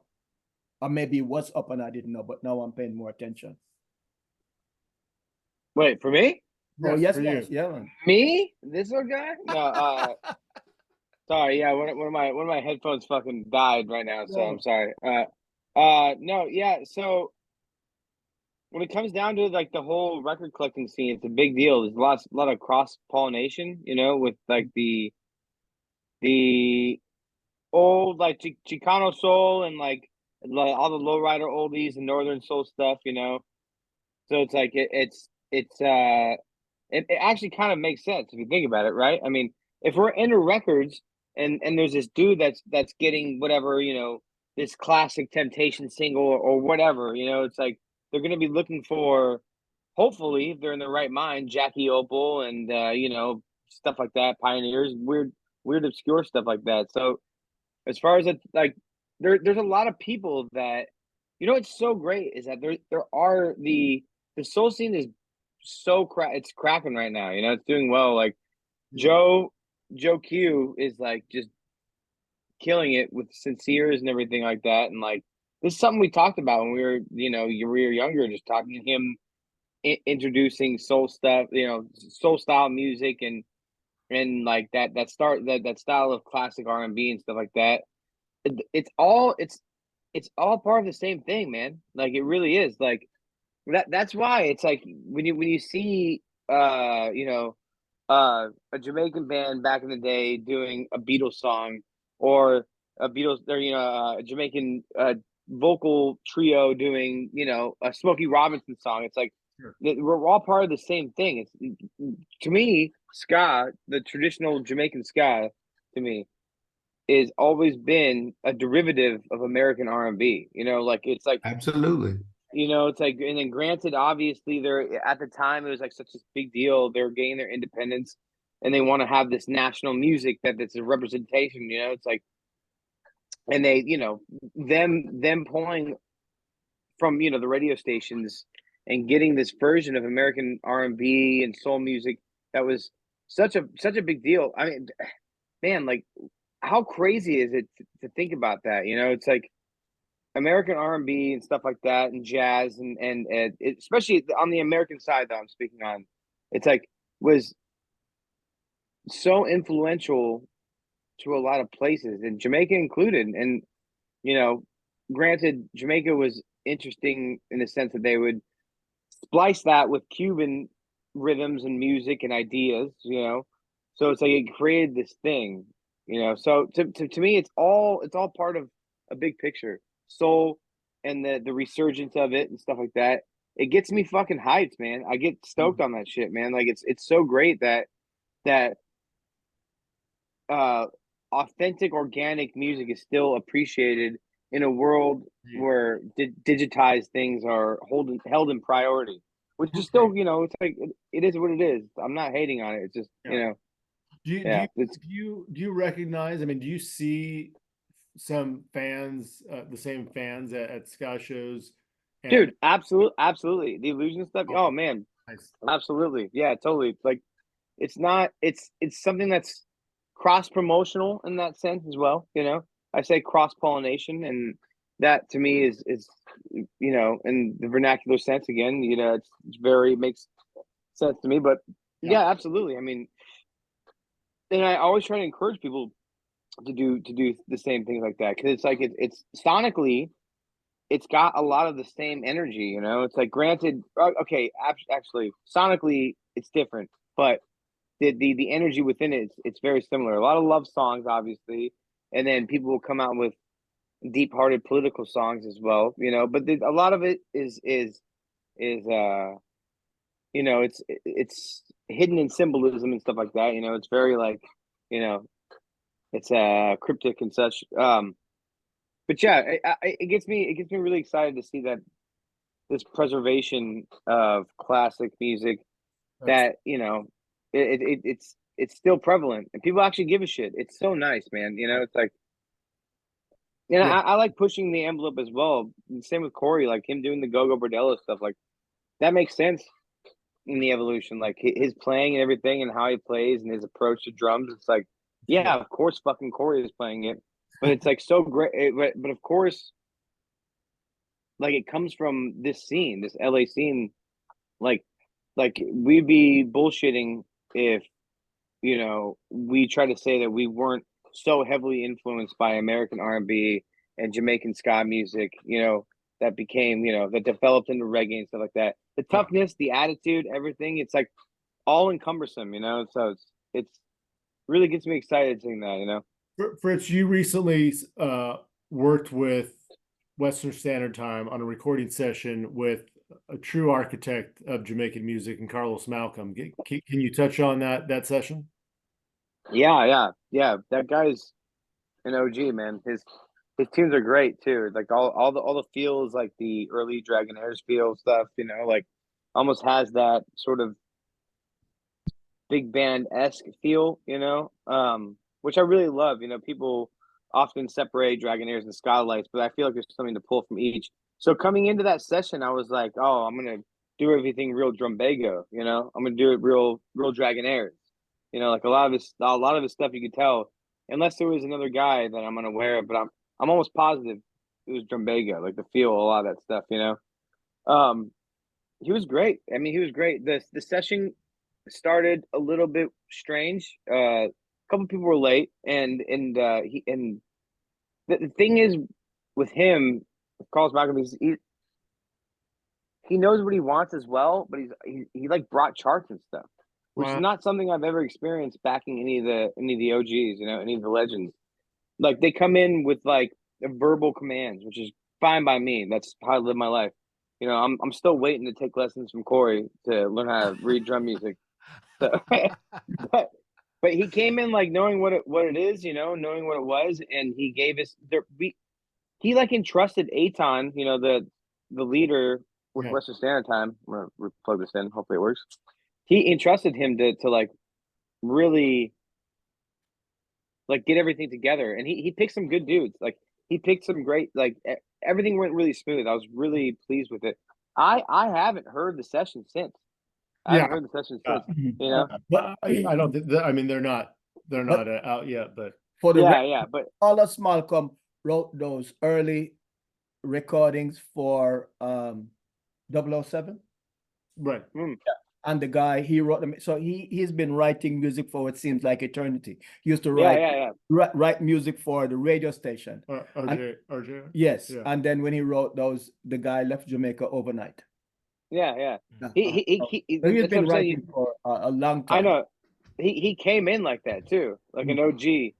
I just came in just like, all right, fellas, you know, let's get, because he was he's like an intellectual giant. As a matter of fact, he teaches. Yeah. He used to teach in San Diego.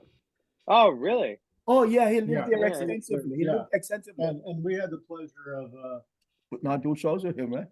We brought, speaking of promote, I remember that. It's Malcolm in '99, right? Little Club Ska, wow, that was something. Yeah. That's what I'm saying though. Like people that's what that, you know, that really gets me going as well. Like Carlos Malcolm, like the same thing with Charlie Organaire. It's like these like hidden gems that people don't like. You don't understand like the severity in a positive way that they impacted this stuff and like push the envelope and stuff like that. The only thing I could think comparable is like, right, Korey, like when the Scott Abels thing happened, it pushed you, right, to like take it to the next level, you know? Absolutely. Like you're a great player, and then so it's like that's like positive for the scene.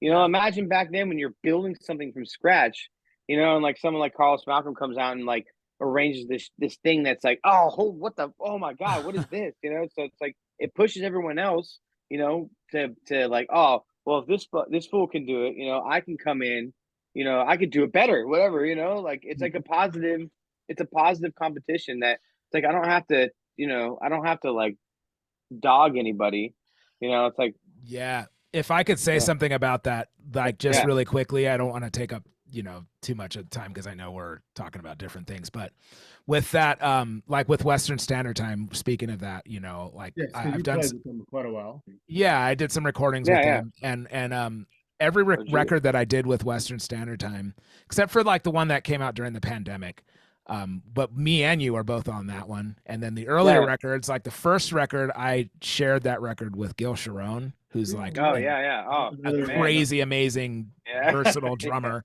And I was so intimidated, but had to rise to the occasion. And also Joey Altrudo was on bass, one of my heroes.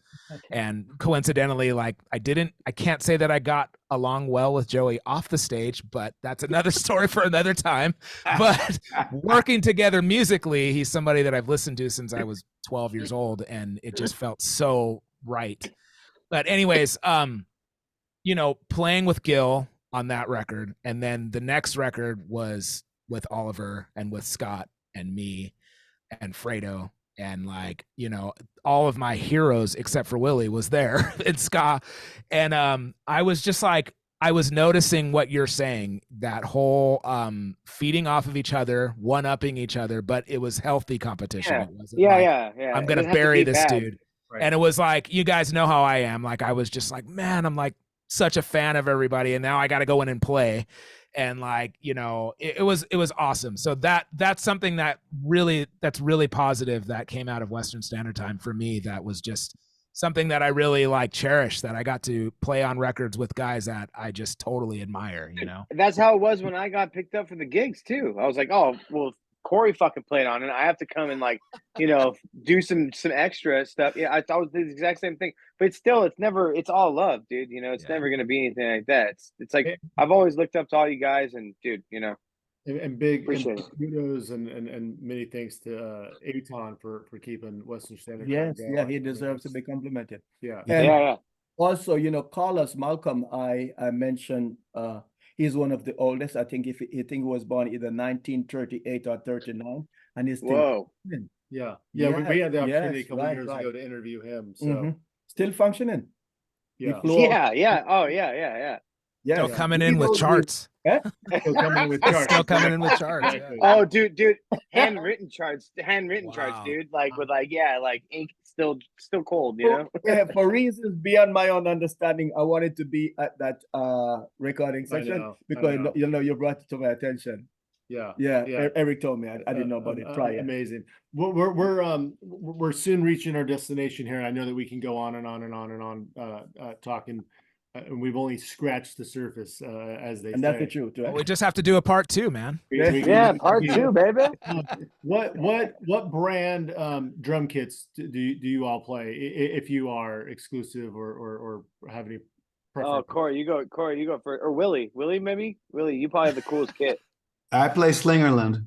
Yeah, I bet you do, dude. Hell yeah. And what's so special since you're so excited? They're just what's so special?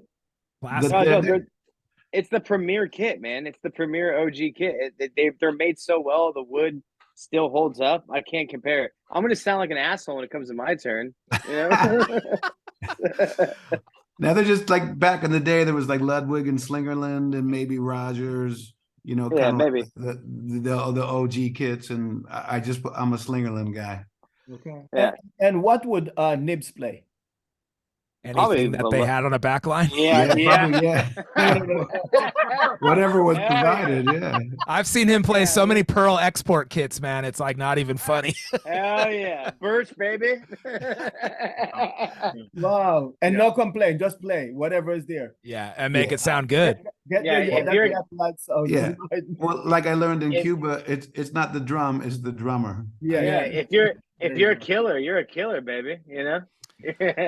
I'll go. So I play Masters of Maple drums. I've played a lot of drum kits in my life. I was a big Yamaha guy for a long time, but I was playing a custom company, you know, and I was in the early 2000s. I was into the custom drum world, you know, which was really popular for Warped Tour and stuff like that. And I got on these Masters of Maple. They make their own shells. They make them in-house. They don't order them from a big company.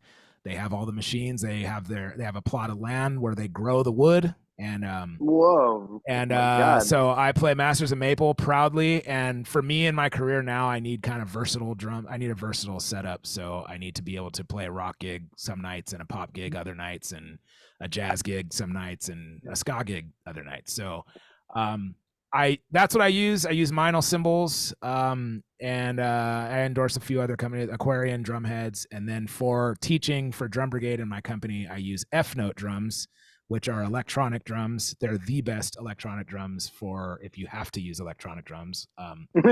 And so, yeah, I don't recommend, you know, using them professionally, but like teaching wise, they're a wonderful tool to have. And that's what's sitting behind me there. And so, yeah, Masters of Maple, though, LA based company, best drums I've ever used in my life.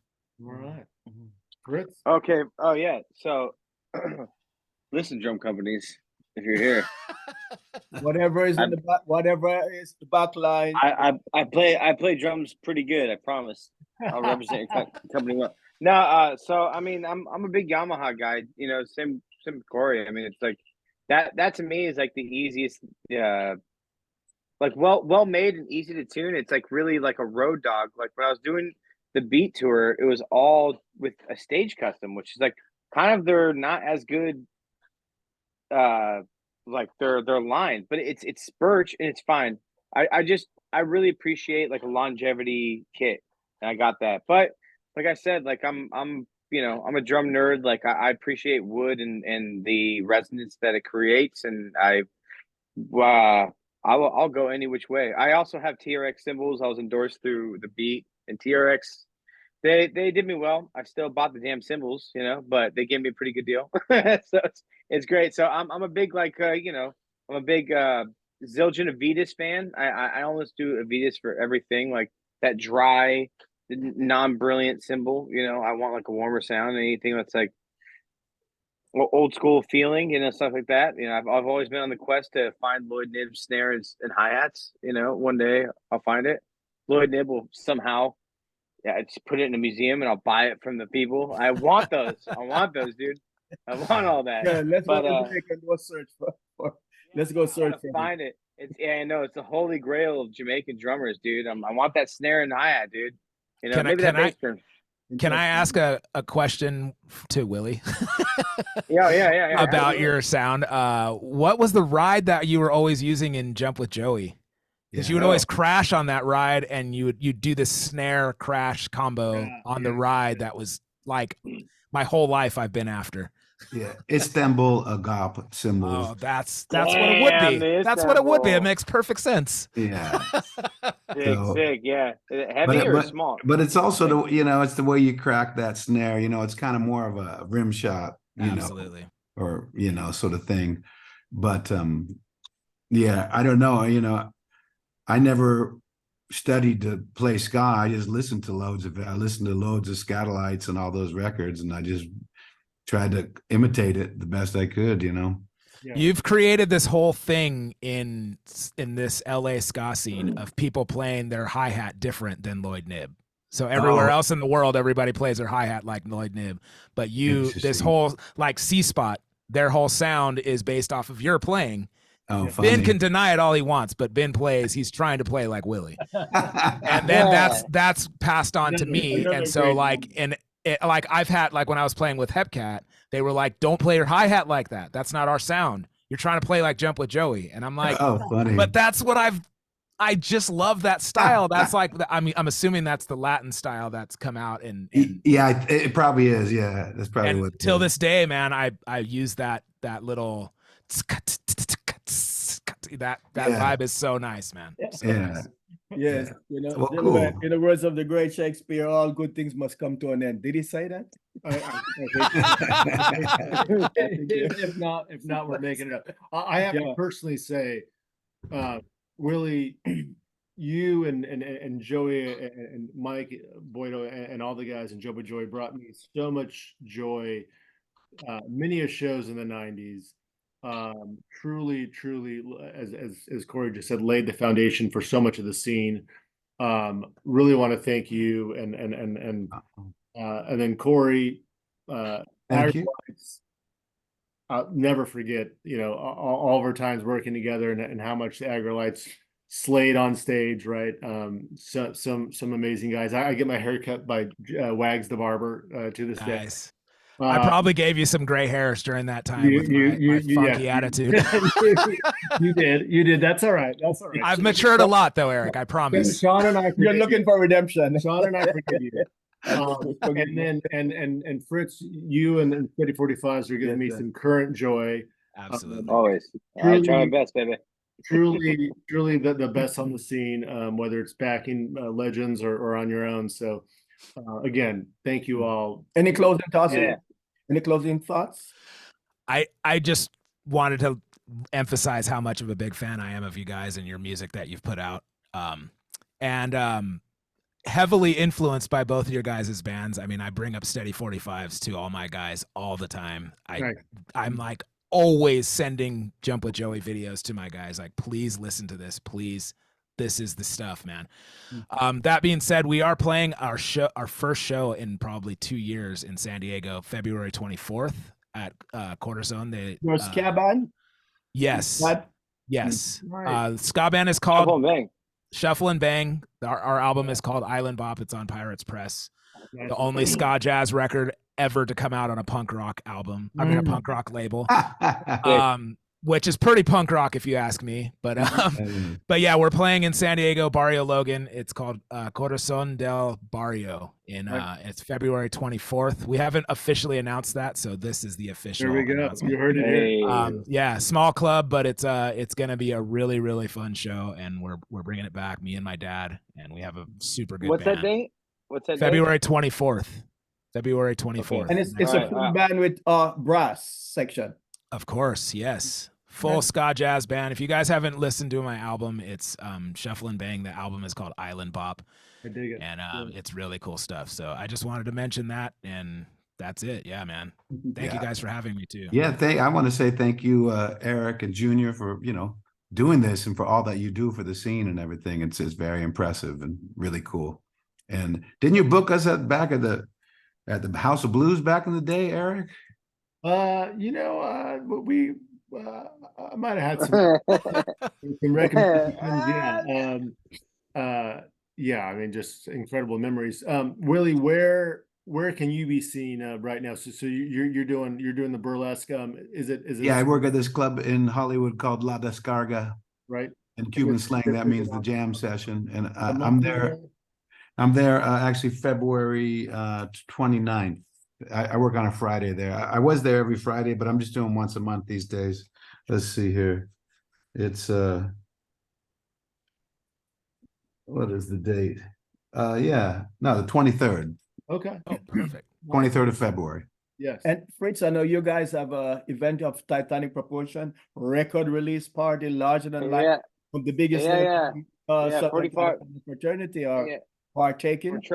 We're trying, man. We're trying to push the bar a little bit, but 45s, we have stuff we recorded, man. We have so much stuff in the vault. We have so many things to potentially release. It's That's not Santa April, right? Santa Ana. Yeah, but the La Santa over in Santa Ana. So it's gonna potentially be. So we might be having we're having a tour over in like Europe Western Right. Europe, I suppose. So it's where we're doing Germany and Germany, Switzerland, Barcelona, Right. France for sure. We're doing it all independently too, so it's going to be quite brutal. Like after the pandemic, it's been hard for mid-tier bands to like work their way back up. But yeah, as far as stuff that we're just doing it anyway. You know, we're going to make the damn thing happen. So we're doing that in April. We're touring that. We play various shows all over. But when it comes down to it, my final words though, but beyond that is if anyone's listening, make a band. I don't care if you Yes, sir, I fucking see. suck, man. Make a band. That's It's so one- important to make a band. That's one So of the best important to put. comments of the night. Make a I'm band. saying, Not a yeah, band. that's what I'm saying. You have a band, develop all of it. It's so important. You know, the 45s will be here, man. We ain't going nowhere. Like, you know, you'll know about the goddamn shows. What I'm telling you is to create a band. Make a band and Make- keep LA Ska alive, man. Yes, it's Yeah, really- yeah. I'm seriously though, like push the envelope. You know, it's like make something happen. Like be proud of your scene, be proud of your city that you grew up in. It's so important to have that and to really make sure that we put this on the map, that we are a force to be reckoned with as far as, you know, a music scene. It's like I'm proud to be from LA. I grew up here my entire goddamn life, and if I don't have to get pushed out by being broke, then I'd love to stay here, you know. So it's like but it's like all that, you know, create a band, make sure a band. yeah, come hang out with us, you know. I'll teach you Yeah. the ropes. If anybody wants lessons, you let me know. Other than Korey's much better than me. All right, if you're in LA, so On that I'll note- be here. On You that don't note, have to go to San Diego. Yeah. yeah. No, Willie, Korey, Fritz, thank Yes, you so much. mhm. Junior. Yes, and thanks to everyone for your ongoing support. Please subscribe to podcast series and our YouTube channel. Follow at History of LA and Instagram, and join our Facebook group. And man, we're getting a lot of traction on you know, History of LA. Yes, and Oh, please yes, follow yes. this show Good. at Hope you have people good. all over the world Francis. are joining. Good. Indeed, yes. Yeah, and this series is produced by Rockery Radio at Rockery _ by Kohler. And please get out and support the local music scene as well. And until next time, we'll see you all at a show. All the best wishes. Take care. Junior. Kick it. Indeed. And thanks everyone for all the support. Take care, Thank guys. you guys. Bye. Thank you guys. All right. Bye-bye. Bye. Appreciate you guys. So there. Nice one, All guys. right. Good hanging with you. Let's Indeed. go have a beer. Let's go have a beer. Yes. All right.